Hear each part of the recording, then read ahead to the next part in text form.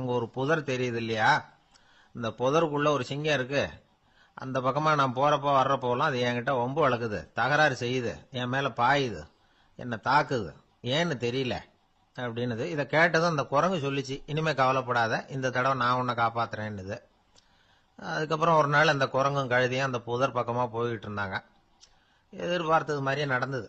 இந்த சிங்கம் எதிரில் வந்தது, கழுதியை பார்த்தது, உடனே அது மேல பாய ஆரம்பிச்சுட்டுது. அவ்வளவுதான். உடனே இந்த குரங்கு என்ன பண்ணுச்சு தெரியுமா, கிடுகிடுன்னு ஒரு மரத்து மேல ஏறி உட்காந்துக்கிட்டது. அங்க உட்காந்துக்கிட்டு கீழே அந்த கழுதையும் சிங்கமும் போடுற சண்டையை வேடிக்கை பார்க்க ஆரம்பிச்சுட்டுது. கொஞ்ச நேரம் கழிச்சு அடிபட்ட காயத்தோட அந்த கழுதை மெதுவா நடந்து வந்தது. குரங்கும் மெல்ல மரத்தை விட்டு கீழே இறங்குச்சு. இப்ப கழுதை கேட்டுது, என்னை காப்பாத்துறேன்னு சொல்லிவிட்டு காலவாரி விட்டுட்டியே, நீ பாட்டுக்கு மரத்து மேல ஏறி உட்காந்துக்கிட்டே, இது நியாயமானது. குரங்கு பரிதாபமா அதை பார்த்தது. நான் மரத்து மேல இருந்து நீங்க 2 பேரும் சண்டை போட்டதை பார்த்துக்கிட்டு தான் இருந்தேன். உன்னோட சத்தம் தான் அதிகமா இருந்தது, அது நீ சிரிக்கிற மாதிரி எனக்கு கேட்டுது, அதனால நீ தான் ஜெயிச்சுக்கிட்டு இருக்க போல இருக்கு அப்படின்னு நினைச்சுட்டேன்னு. இன்னைக்கு பல பேர் இப்படிதான் இருக்கிறாங்களாம். யாரு ஜெயிக்கிறாங்க யாரு தோக்குறாங்கிறத முகத்தை பார்த்து கூட கண்டுபிடிக்க முடியறதில்ல, பேசுற பேச்சை வச்சு கூட கண்டுபிடிக்க முடியறதில்ல. தோற்கிறவங்க கூட சிரிக்கிற மாதிரி முகத்தை வச்சுக்கிறான். இன்றைய மனிதர்கள் கிட்ட ஏகப்பட்ட முரண்பாடுகள். பொய் முகங்களோட உலவுகிறவர்கள் தான் அதிகம். உண்மை முகம் எங்க இருக்கு அப்படிங்கறத புரிஞ்சுக்கிட்டு நண்பர்களை தேர்ந்தெடுக்கணும் அப்படிங்கிறது ஒரு முக்கியமான கருத்து. கடவுள் இந்த உலகத்தை படைச்சுட்டு அதுக்கப்புறமும் கொஞ்ச நாள் இங்கேயே தங்கி இருந்தாராம். அப்பதான் அவருக்கு ஒரு உண்மை புரிஞ்சுதான், இந்த உலகத்துல தங்கி இருக்கிறது எவ்வளவு இடைஞ்சல்னு. தினமும் மனிதர்கள் தேடி வந்து ஏதாவது புகார் சொல்லிக்கிட்டே இருந்தாங்களாம். எனக்கு அது வேணும் இது வேணும்னு கேட்டுக்கிட்டே இருந்தாங்களாம். சில பேர் வந்தாங்க, நாங்க வந்து விவசாயம் பண்றோம், தண்ணி இல்லாம பயிர் காயுது, எங்களுக்கு மழை வேணும் அப்படின்னாங்க. அவங்க போனதும் அதுக்கப்புறம் சில பேர் வந்தாங்க, நாங்க வந்து மண்பானை செய்யறவங்க, நிறைய பானை செஞ்சு வச்சிருக்கிறோம், மழை பெஞ்சா எல்லாம் கரைஞ்சி வீணா போயிடும், அதனால இன்னைக்கு மழை பெய்யக்கூடாதுன்னாங்க. கடவுள் பார்த்தார், அவருக்கு என்ன பண்றதுன்னே தெரியல, ஏகப்பட்ட குழப்பம், தலையை பிச்சுக்கலாம் போல இருந்தது, கிட்டத்தட்ட பைத்தியம் பிடிக்கிற அளவுக்கு ஆயிட்டுது. எல்லாருடைய ஆசைகளையும் அவரால் நிறைவேற்ற முடியல, ஏன்னா ஒண்ணுக்கு ஒண்ணு முரண்பாடா இருந்தது. ஒரு நாள் தன்னுடைய அமைச்சரவையை கூட்டி ஆலோசனை கேட்டார், என்ன செய்யலாம் சொல்லுங்கன்னார். இது என்ன பிரமாதம், பேசாம இமயமலை அடிவாரத்தில் போய் உட்காந்துங்க, யாரும் தொந்தரவு பண்ண மாட்டாங்கன்னாங்க. அங்கேயும் மனிதர்கள் வர ஆரம்பிச்சுருவாங்களேன்னார் கடவுள். சரி அப்படின்னா சந்திரன்ல போயிருந்துக்கலாமேன்னாங்க. அங்கேயும் மனுஷன் குடி வர போறான் அப்படின்னார் கடவுள். வெகு தூரத்துக்கு அப்பால் உள்ள நட்சத்திர மண்டலத்துக்கு போயிடலான்னாங்க. இதெல்லாம் நிரந்தர தீர்வாகாது, நிரந்தரமா இந்த மனிதனுடைய தொல்லையிலிருந்து நான் விடுபடணும், அதுக்கு ஏதாவது வழி சொல்லுங்கன்னார் கடவுள். ஒரு வயசான ஆள் வந்தார், கடவுளுக்கு காதோட காதா ஒரு வழியை சொன்னார். கடவுளுக்கு முகம் மலர்ந்தது, அதுதான் சரி, அப்படியே செஞ்சுடலான்னார். அந்த ஆள் சொன்ன ரகசியம் என்ன தெரியுமா, மனிதனால அடைய முடியாத ஒரு இடம் இருக்கு, அது வேற எங்கேயும் இல்ல, அவனுக்கு உள்ளே இருக்குது, அங்க போய் மறைஞ்சுங்க, அதுக்கப்புறம் மனிதர்களால உங்களுக்கு தொந்தரவு இருக்காதுன்னார். மனிதன் நினைக்காத இடம் அதுதான். அதாவது உள்ளுக்குள்ள இருக்கிற உண்மையை புரிஞ்சுக்காம வெளியில எங்கேயோ அது இருக்கிறதாக நினைச்சு வரட்டிட்டு அலையறான் மனுஷன். உள்ளே இருக்கிற உண்மை புரிஞ்சா நாம தன்னம்பிக்கையோட தலை நிமிர்ந்து வாழலாம். வேடிக்கையா ஒரு கதை சொல்லுவாங்க, இதை பாருங்க, நம்ம பையன் எங்க பணம் வச்சாலும் எடுத்து விடுறான், என்ன பண்றதுன்னாங்க அம்மா. அப்பா கொஞ்ச நேரம் யோசனை பண்ணார், அதுக்கப்புறம் சொன்னார், அவன் கண்ணுல படாத இடமா, நம்ம வீட்டுல இருக்கிறது ஒரே இடம் தான், அங்க பணத்தை வை, திருட்டு போவாதுன்னார். அது எந்த இடம்னு கேட்டாங்க. அதுதான் அவன் பாட புஸ்தகம், அதுல வச்சிரு, அவன் தொடவே மாட்டான், பாட புத்தகத்தை தொடாம பரீட்சையில வெற்றி பெற முடியாது அப்படிங்கறத புரிஞ்சுக்கணும். உள்ளே இருக்கிற உண்மையை தொடாமல் வாழ்க்கையில வெற்றி பெற முடியாது. அதனால உண்மையை புரிஞ்சுக்கிட்டா வாழ்க்கையில வெற்றி நிச்சயம். 2 பேர் சுவாரஸ்யமா பேசிட்டு இருக்கிறப்போ குறுக்க புகுந்து தொந்தரவு பண்றதுக்குன்னே சில பேர் இருப்பாங்க, அது ரொம்ப இடைஞ்சலா இருக்கும். இதே மாதிரி மின்காந்தம் கூட குறுக்க புகுந்து தொந்தரவு பண்ணும், கடைசியில் அது ஒரு பெரிய இடைஞ்சல கொண்டாந்து விட்டுரும். சில வீடுகளில் கேபிள் கனெக்ஷன் இல்லாம சில தனியார் டிவி காட்சிகள் தெரியும். அதுக்கு என்ன காரணம்னா இந்த மின்காந்த குறுக்கீடு தான் காரணம். இதைத்தான் சுருக்கமா இஎம்ஐ அப்படின்னு சொல்றாங்க, அதாவது எலக்ட்ரோ மேக்னெட்டிக் இன்டர்ஃபியரன்ஸ். இது ஏற்படக்கூடிய இடங்கள் எது எதுன்னு எடுத்துக்கிட்டா அது ஒரு பெரிய பட்டியலாவே போயிடும். இந்த இஎம்ஐ தொந்தரவு வந்து கேபிள் டிவியில மட்டும்தான் இல்லை, ராக்கெட் ஏவுதளத்தில் உள்ள ரேடார்கள், அங்க உள்ள சில சக்தி வாய்ந்த தொலைத்தொடர்பு சாதனங்கள், விமான தளங்கள்ல உள்ள ரேடார்கள், கப்பல் தளங்கள்ல பொருத்தப்பட்டிருக்கக்கூடிய சக்தி வாய்ந்த ஆண்டனாக்கள், இப்படி நிறைய சொல்லலாம். காவல் நிலையங்கள்ல பயன்படுத்தப்படுகிற வயர்லெஸ் தொடர்பு சாதனங்கள் கூட ஓரளவுக்கு இந்த மின்காந்த அலைகளை வெளியிடும். நம்ம வீட்டில் உட்காந்துக்கிட்டு ரேடியோ கேட்டுக்கிட்டு இருப்போம் அல்லது டிவி பார்த்துக்கிட்டு இருப்போம். அந்த சமயத்தில் பக்கத்து தெருவில் ஒரு மோட்டார் சைக்கிள் அல்லது காரு, குறிப்பாக பெட்ரோல் இன்ஜின், அது போகிறப்போ அதில் உள்ள மின்காந்த மின்கலத்தில் அதாவது மேக்னட்டோ பேட்டரியிலிருந்து வெளிப்படுகிற மின்காந்த அலை இங்கே டிவியிலையும் ரேடியோவிலையும் கரகரப்பை உண்டு பண்ணும். சரி, இது பெருசா என்ன இடைஞ்சல உண்டு பண்ணிட போகுது அப்படின்னு நாம அலட்சியமா நினைக்கலாம். வயசானவங்களுக்கு மறதி நோயின்னு ஒன்று வரும்ல, அல்ஷமீர், அதாவது மூளையில் உள்ள செல்கள் செயலிழந்து போயிடுறது. அது செய்ய வேண்டிய வேலையை மறந்துடும். மனைவியே எதிரில் நின்னா கூட உன்னை எங்கேயோ பார்த்தது மாதிரி தெரியுதே அப்படின்னு சொல்லிட்டு இருப்பாங்க. அப்படி ஒரு மறதி. இந்த விசித்திரமான நோய்க்கு இதுவரைக்கும் மருந்தே இல்லைன்னு வேற சொல்றாங்க. இந்த மைக்ரோ ஓவன் அப்படின்னு சொல்லக்கூடிய சமையல் அடுப்புகள் கூட மின்காந்த அலைகளை வெளியிடுது. சமயத்தில் சில தொழிற்சாலைகளில் கூட பெரிய விபத்துக்களை இந்த இஎம்ஐ உண்டு பண்ணிவிடும். இதை பற்றி தீவிரமா சிந்திக்க ஆரம்பிச்சதே ஒரு விபத்துக்கு பிறகுதான். அமெரிக்காவுக்கும் வியட்நாமுக்கும் இடையில போர் நடந்ததே, அந்த சமயம் அமெரிக்காவுக்கு சொந்தமான விமானம் தாங்கி கப்பல் ஒன்று வியட்நாமை தாக்கிறதுக்கு தயாரா ஏவுகணைகளோட கடல்ல நிறுத்தி வைக்கப்பட்டிருந்தது. தற்செயலா அந்த பகுதியில கப்பல் தொலைத்தொடர்பு பகுதிக்கு அருகில ஊடுருவிய இந்த சக்தி வாய்ந்த ரேடியோ அலைகள் ஏவுகணையில இருந்த மின்னணு சர்க்கியூட்டை பூர்த்தி செஞ்சு வச்சுட்டுது. அவ்வளவுதான், ஏவுகணை அங்கேயே வெடிச்சு செதறி போச்சு. 130 பேர் அந்த இடத்துலயே உடல் கருகி செத்து போட்டாங்க. ஏகப்பட்ட பொருள்கள் நாசம். இந்த விபத்துக்கான காரணம் என்னங்கிறத உடனடியா யாராலையும் கண்டுபிடிக்க முடியல. ரொம்பவும் கடுமையா முயற்சி பண்ணி கடைசியா கண்டுபிடிச்சாங்க, இது இந்த இஎம்ஐ வேலை தான் அப்படின்னு. மின்னணு தொலைபேசிகள் இருக்க, இதுல பேசும்பொழுது நம்ம காதை அதாவது செவியை ஊடுருவக்கூடிய மின்காந்த அலையானது மூளைக்கு போய் அங்க மூளை கட்டிகளை உருவாக்க ஊக்கம் கொடுக்குது அப்படின்னு வேற கண்டுபிடிச்சிருக்கிறாங்க. இந்த இஎம்ஐ ரொம்ப குறைஞ்ச மின்காந்த அழுத்தத்தில் நமக்கு எந்த பாதிப்பையும் ஏற்படுத்துறதில்லை. மின்காந்த அலைகள் அழுத்தத்தோடு இருக்கிற இடங்கள்ல ரொம்ப நேரம் இருந்தோம்னா நம்ம உடம்பின் வெப்பநிலை 2 டிகிரி செல்சியஸ் வரைக்கும் அதிகரிக்குதாம். அதனால வெப்பநிலையை சீராக்கிறதுக்கு இதய துடிப்பும் அதிகரிக்குது. இப்படிலாம் கண்டுபிடிச்சிருக்கிறாங்க. இப்பெல்லாம் இந்த மின்காந்த குறுக்கீடுகளை தடுக்கிறது எப்படி அப்படின்னு விஞ்ஞானிகள் யோசனை செய்ய ஆரம்பிச்சிருக்கிறாங்க. இந்த விஷயத்துல அலட்சியமா இருந்தோம்னா எதிர்காலத்துல நிறைய பேருக்கு இந்த ஞாபக மறதி நோய் வந்துடும். அப்புறம் அது ரொம்ப கஷ்டமா போயிடும். ஒரு குடும்ப தலைவர் தன் மனைவியை பார்த்து, யார் நீ, உன்னை எங்கேயோ பார்த்தது மாதிரி இருக்குதே அப்படின்னு சொல்லிட்டு இருந்தார். உடனடியா அவரை போய் பார்த்தேன். வாங்க டாக்டர்கிட்ட போகலாம் அப்படின்னு. அவரு என்னை தனியா அழைச்சிட்டு போய் காதோட காதா மெதுவா சொல்றார், இத பார்ப்பா, என் கையில பணம் இல்லாத போகலாம், அப்படி மறதி நோய் வந்துட்டது மாதிரி நடிச்சுக்கிட்டு இருப்பேன், அவ்வளவுதான், அதை நீ கண்டுக்காத அப்படின்னார். ஒரு நண்பர்கிட்ட பேசிக்கிட்டு இருந்தேன். அவருடைய உறவினர் ஒருத்தர் ஒரு நேர்முக தேர்வுக்கு போயிருந்தாராம், இன்டர்வியூக்கு. ரொம்பவும் பொறுப்பாகவும் கவனமாகவும் செயல்பட வேண்டிய பதவிக்கான நேர்காணல் அது. இவர் எழுத்து தேர்வுல ஏராளமான மதிப்பெண்கள் வாங்கிவிட்டார். அதனால அதை பத்தி கவலை இல்லை. இப்ப நேர்முக தேர்வுல தேர்வு பெறணும். ஏராளமான சான்றிதழ்கள் வச்சிருந்தார். நேர்காணல்ல கேட்கப்பட்ட எல்லா கேள்விகளுக்கும் சரியான பதில தான் சொன்னார். இருந்தாலும் பாருங்க, அந்த நேர்முக தேர்வுல அவர் தேர்ந்தெடுக்கப்படலை. என்ன காரணம் அப்படின்னு பின்னாடி விசாரிச்சப்போதான் விவரம் தெரிஞ்சுதான். அது என்ன ஆயிருக்குதுன்னா, அந்த நேர்காணலின் போது இவர் நடந்துகிட்ட முறையில சில தவறுகள் நடந்து போச்சான். முக்கியமா 2 தவறுகள். ஒன்னு, அவங்க ஒரு கேள்வியை கேட்டு முடிக்கிறதுக்குள்ளேயே இவர் பதில் சொல்ல ஆரம்பிச்சுட்டாராம். 2வது என்னன்னா, இவர் நாற்காலியில தாராளமா இயல்பா சாஞ்சி உட்காராம நாற்காலி முனையில உட்கார்ந்துருந்தாராம். இந்த 2 விதமான செயல்பாடுகளும் இவர் அவசரப்படுறவர், பதற்றப்படுறவர் அப்படிங்கிறதுக்கான அடையாளங்கள். அதாவது கேள்வியை கேட்டு முடிக்கிறதுக்குள்ளேயே முந்திக்கிட்டு பதில் சொல்றது. 2வது, நாற்காலியில இயல்பா தாராளமா உட்காராம நாற்காலி முனையில உட்கார்றது. பார்க்க போற வேலைக்கு அவசரம், பதற்றம் இது 2 இருக்கக்கூடாதான். அதனால மார்க் இருந்தும் சர்டிபிகேட் இருந்தும் அந்த வேலை வாய்ப்பு அவருக்கு கிடைக்கல. வேலை கொடுக்கறவங்க நம்ம கிட்ட இருந்து என்னதான் எதிர்பார்க்கறாங்க, இதை தெரிஞ்சு வச்சுக்கிறது நல்லது.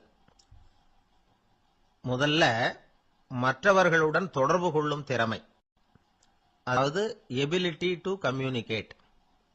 நீங்க நினைக்கிறத அழகா தொகுத்து வகைப்படுத்தி சொல்ல தெரியுதான்னு பார்ப்பாங்க. உங்க திட்டங்களை அடுத்தவங்க ஏற்றுக்கொள்ளக்கூடிய விதத்துல வெளிப்படுத்துறதுக்கு உங்களால முடியுதான்னு பார்ப்பாங்க. இதுக்கு என்ன செய்யறது? குழப்பம் இல்லாம சிந்திக்கணும், குழப்பம் இல்லாம பேசணும். ரெண்டாவது விஷயம் என்னன்னா புத்திசாலித்தனம், அதாவது இன்டெலிஜென்ஸ். ஏத்துக்க போற வேலையை நல்ல விதமா செய்ய முடியுமா உங்களால? அதை எந்தெந்த வழியில செய்யலாம் அப்படிங்கறத உங்களால தீர்மானிக்க முடியுமா? அந்த வேலைக்கான புது புது யோசனைகளை உங்களால சொல்ல முடியுமா அப்படின்னு பார்ப்பாங்க. இது இன்டெலிஜென்ஸ். மூணாவது தன்னம்பிக்கை, அதாவது செல்ஃப் கான்பிடன்ஸ். உங்களுக்கு அது உண்டா அப்படிங்கறத கவனிப்பாங்க. எந்த சூழ்நிலையையும் சமாளிக்கணும், எப்படிப்பட்ட மனிதர்களையும் சமாளிக்கிற தைரியம் வேணும், அடுத்தவங்களை நமக்கு சாதகமா திருப்பக்கூடிய தன்னம்பிக்கை வேணும். நாலாவது பொறுப்புகளை முன்வந்து ஏற்றுக்கொள்ளுதல், வில்லிங்னஸ் டு அக்செப்ட் ரெஸ்பான்சிபிலிட்டி. பொறுப்புகள்ல இருந்து நழுவி போக ஆசைப்படாம செஞ்சு முடிக்கணும். அஞ்சாவது முன் வருதல், இனிஷியேட்டிவ். வேலையோட முக்கியத்துவம் உணர்ந்து அதை ஏத்துக்கிட்டு தகுந்த நடவடிக்கைகளை தயங்காம எடுக்கிறதுக்கு முன் வரணும். ஆறாவது என்னன்னு கேட்டீங்கன்னா தலைமைத்துவம், லீடர்ஷிப். 4 பேருக்கு தலைமை தாங்கி நல்ல விதத்துல நடந்துக்க தெரியுதா? ஏழாவது கற்பனை திறன், இமேஜினேஷன். சில பிரச்சனைகள் வரக்கூடும் அப்படின்னு முன்கூட்டியே யூகிச்சு அதுக்கு தகுந்த மாதிரி நடவடிக்கை எடுக்கிற திறமை உண்டா அப்படிங்கறத பார்ப்பாங்க. எட்டாவது என்னன்னா வளைந்து கொடுத்தல், பிளெக்சிபிலிட்டி. சூழ்நிலைக்கு தகுந்த மாதிரி, மாற்றங்களுக்கு தகுந்த மாதிரி அனுசரிச்சு நடந்துக்கிறதுக்கு தெரியுதா உங்களுக்கு அப்படிங்கறத கவனிப்பாங்க. அடுத்தது திறமைகளை வெளிக்கொணரும் திறமை, இன்டர்பர்சனல் ஸ்கில்ஸ். அடுத்தவங்க கிட்ட இருக்கிற திறமையை கண்டுபிடிச்சு அதை நல்ல விதத்துல ஊக்கப்படுத்தி பயன்படுத்த தெரியுதா அப்படின்னு பார்ப்பாங்க. ஆறாவது சுய அறிவு, செல்ஃப் நாலேஜ். அடுத்தவங்க நம்மளை பத்தி என்ன நினைக்கிறாங்க அப்படிங்கறத நம்மால புரிஞ்சுக்க முடியுதாங்கிறது முக்கியம். அடுத்தது போட்டி மனப்பான்மை, காம்படிட்டிவ்னஸ். அடுத்தவங்களை ஒப்பிட்டு பார்த்து அதை விட ஒரு படி மேல வரணுங்கிற குணம் வேணும். இதுக்கு அடுத்தது என்னன்னா குறிக்கோளை வெல்லுதல், கோல் அச்சீவ்மெண்ட். குறிக்கோளை சவாலா எடுத்துக்கிட்டு அதை அடையணும். அப்புறம் வேறுபட்ட திறமைகள், ஒகேஷனல் ஸ்கில்ஸ். பதவிக்கு வேண்டிய திறமைகள் தவிர மற்ற திறமைகள் எதுவும் உண்டாங்கிறது முக்கியம். நமக்கு வேலை கொடுக்கணும்னு நினைக்கிறவங்க நம்ம கிட்ட இருந்து இவ்வளவும் எதிர்பார்ப்பாங்க. அதுக்கு தகுந்த மாதிரி நம்மளை நாமே தயார்படுத்திக்கணும். எனக்கு வேண்டப்பட்ட ஒருத்தர் ஒரு இன்டர்வியூக்கு போயிட்டு வந்தார், நேர்காணலுக்கு. எப்படி இருந்தது இன்டர்வியூன்னு விசாரிச்சேன். நான் போனேன். அவர் கேட்ட எல்லா கேள்விக்கும் அவர் எதிர்பார்த்தது மாதிரியே எல்லா பதிலையும் சொன்னேன். கடைசியா நான் எதிர்பார்க்காத ஒரு தகவலை அவர் சொன்னார் அப்படின்னார். என்னன்னு கேட்டேன். அவரும் என்ன மாதிரியே இன்டர்வியூக்கு வந்தவர் தானா, சும்மா என்ன கேள்வி கேட்டுக்கிட்டு உட்காந்துருந்தாராம் அப்படின்னார். அதனால ஒரு நேர்காணலுக்கு போறதுக்கு முன்னாடி என்ன எதிர்பார்க்கறாங்க அப்படிங்கறத தெரிஞ்சுக்கிட்டு போனா வெற்றி நிச்சயம். ஒரு கடற்கரை ஓரம், அங்க ஒரு சின்ன கிராமம். அந்த கிராமத்துல ஒரு சின்ன பள்ளிக்கூடம். கடற்கரை ஓரத்துல உள்ள ஒரு விடுதியில ஓய்வுக்காக ஒருத்தர் வந்து தங்கி இருக்கிறார். பள்ளிக்கூடத்துல ஏதோ விழா நடக்கிறது மாதிரி தெரிஞ்சது. உடனே அவர் அந்த பக்கமா வந்தார். இங்க என்ன நடக்குதுன்னு விசாரிச்சார். பள்ளி ஆண்டு விழா நடக்குதுன்னாங்க. உடனே போனார். கண்காட்சி ஒன்று வச்சிருந்தாங்க. உள்ள போய் பார்த்தார். பள்ளிக்கூடத்துல படிக்கிற மாணவர்களை சொந்தமா தயார் பண்ண பொருள்களை காட்சிக்கு வச்சிருக்கிறாங்க. அந்த ஊர் மக்கள்லாம் அதை கூட்டம் கூட்டமா போய் பார்த்துக்கிட்டு இருக்கிறாங்க. இவரும் ஆர்வமா அதையெல்லாம் பார்த்துக்கிட்டே போறார். ஒரு இடத்துல ஒரு சின்ன ரயில் செஞ்சு வச்சிருந்தாங்க, மாணவர்களே தயார் பண்ணது. மின்சாரத்தால் அது ஓடுறது மாதிரி பண்ணி வச்சிருந்தாங்க. அதுல ஒரு சின்ன பொத்தான் இருக்கும். அது அமுக்குனா ரயில் ஓடும், சுத்தி சுத்தி வரும். மாணவர்கள் எதிரில் நின்று அதுக்கு விளக்கம் கொடுத்துக்கிட்டு இருக்கிறாங்க. இவரு அதை கவனிச்சார். ரயில் ஓடுறத பார்த்தார். அங்க நின்றுகிட்டு இருந்த மாணவர்கள் கிட்ட விளையாட்டா கேட்டார், ஏப்பா இந்த ரயில் எதனால ஓடுது அப்படின்னு கேட்டார். இவரு சக்தியினால ஓடுது அப்படின்னாங்க மாணவர்கள். அது என்ன சக்தின்னு கேட்டார். அதுக்கு பேரு மின்சாரம் அப்படின்னாங்க. சரி, நீங்க மின்சாரத்தை பார்த்துருக்கிறீங்களா அப்படின்னார். நாங்க பார்த்தது இல்லைங்க, ஆனா இதை செய்யறதுக்கு எங்களுக்கு உதவி பண்ண ஆசிரியர் ஒரு பட்டதாரி, ஒரு கால் அவர் பார்த்துருக்கலாம் அப்படின்னாங்க. அவர் எங்க இருக்காருன்னு கேட்டார். இதோ அழைச்சிட்டு வர்றோம்னு ஓடினாங்க. அவர் அழைச்சிட்டு வந்தாங்க. அவர்கிட்ட ஒரு பெரியவர் கேட்டார், மின்சாரத்தை நீங்க பார்த்துருக்கிறீங்களா அப்படின்னு. மின்சாரத்தை பார்க்கறதாவது நான் பார்த்ததே இல்லை. நான் பார்த்தது அது செயல்படுற விதத்தை தான். அது விளக்க எரிய வைக்குது, ரயில ஓட வைக்குது. இது மாதிரி எத்தனையோ எந்திரங்களை செயல்பட வைக்குது. ஆனா உண்மையிலேயே அது என்னன்னு எனக்கு தெரியாது. ஒருவேளை இந்த பள்ளிக்கூடத்து தலைமை ஆசிரியருக்கு தெரிஞ்சிருக்கலாம். ஏன்னா அவர் ஒரு மேல்நிலை பட்டதாரி அப்படின்னாராம் அவரு. சரின்னு போய் தலைமை ஆசிரியரை கூப்பிட்டுக்கிட்டு வந்தாங்க. அவர்கிட்டயும் இதே கேள்வி கேட்டாராம் அவரு. மன்னிக்கணும், இந்த கேள்வி இதுவரைக்கும் யாரும் என்கிட்ட கேட்டதில்ல. சக்தியை யாரும் பார்க்க முடியாது, ஆனா அது செயல்படும் விதத்தை தான் பார்க்க முடியும் அப்படின்னாராம் அவரு. இப்போ இதுவரைக்கும் கேட்டுக்கிட்டு இருந்த பெரியவர் சிரிச்சார். சிரிச்சுட்டு சொன்னாராம், சரி, அதுக்காக ஒன்றும் கவலைப்படாதீங்க. என்னுடைய பெயர் தாமஸ் ஆல்வா எடிசன் அப்படின்னாராம். இதை கேட்டதும் அங்க இருந்தவங்களுக்கெல்லாம் அதிர்ச்சி, ஆச்சரியம். என்னது, நீங்க தானா எடிசன்? நீங்க எவ்வளவு மின்சார கருவிகளை உண்டாக்கி இருக்கிறீங்க, நீங்களா இந்த கேள்வியை கேட்டது அப்படின்னாங்களாம். ஆமா, நான் தான் கேட்கிறேன். ஏன்னா நானே மின்சாரத்தை பார்த்தது கிடையாது அப்படின்னாராம் அவரு. அன்புங்கிறது இப்படிப்பட்டது தாங்கிறார் ஓஷோ. அன்புங்கிறது நம்ம உடற்கூறு அமைப்பில் இல்லை, அது நம்ம உடம்புல உள்ள சுத்த சக்தியின் வெளிப்பாடு. அதை உணரத்தான் முடியுமே தவிர பார்க்க முடியாது. அன்பே உன்னை நான் என் இருதயத்தில் வச்சிருக்கிறேன் அப்படின்னு எல்லாம் சொல்லுவான். இதெல்லாம் சும்மா. இது டாக்டர்கள் சொல்ற இருதயம் கிடையாது. அது ரத்தத்தை தள்ளுகிற ஒரு கருவி, அவ்வளவுதான். ஞானிகள் சொல்லுகிற இதயம் வேற, அது கண்ணுக்கு புலப்படாத ஒரு சக்தி.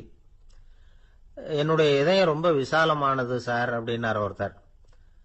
அப்படிங்களான்னு ரொம்ப மரியாதையா, ஆமாங்க, டாக்டர் அப்படிதான் சொல்றார், கொஞ்சம் வீங்கி போய் பெருசா இருக்குதான் அப்படின்னார். ஒரே ஒரு ஊர், அந்த ஊருக்கு பேரு கொடையாளிப்பட்டி. அந்த பேருக்கு தகுந்த மாதிரி தான் அந்த ஊர் மக்களும். யார் என்ன கேட்டாலும் இல்லைன்னு சொல்லாம கொடுப்பாங்க. கொடையாளிகள் நிறைந்த ஊர்.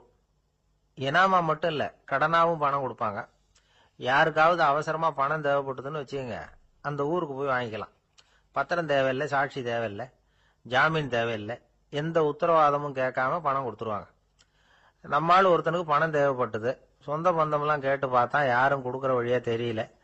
எல்லாரும் அவங்கவுங்க சௌரியத்தை பாக்குறவங்க, அடுத்தவங்க சௌரியத்தை பத்தி கவலைப்படாதவங்க. இவன் எல்லாரையும் கேட்டு பார்த்துட்டு சோர்ந்து போய் உக்காந்துட்டான்.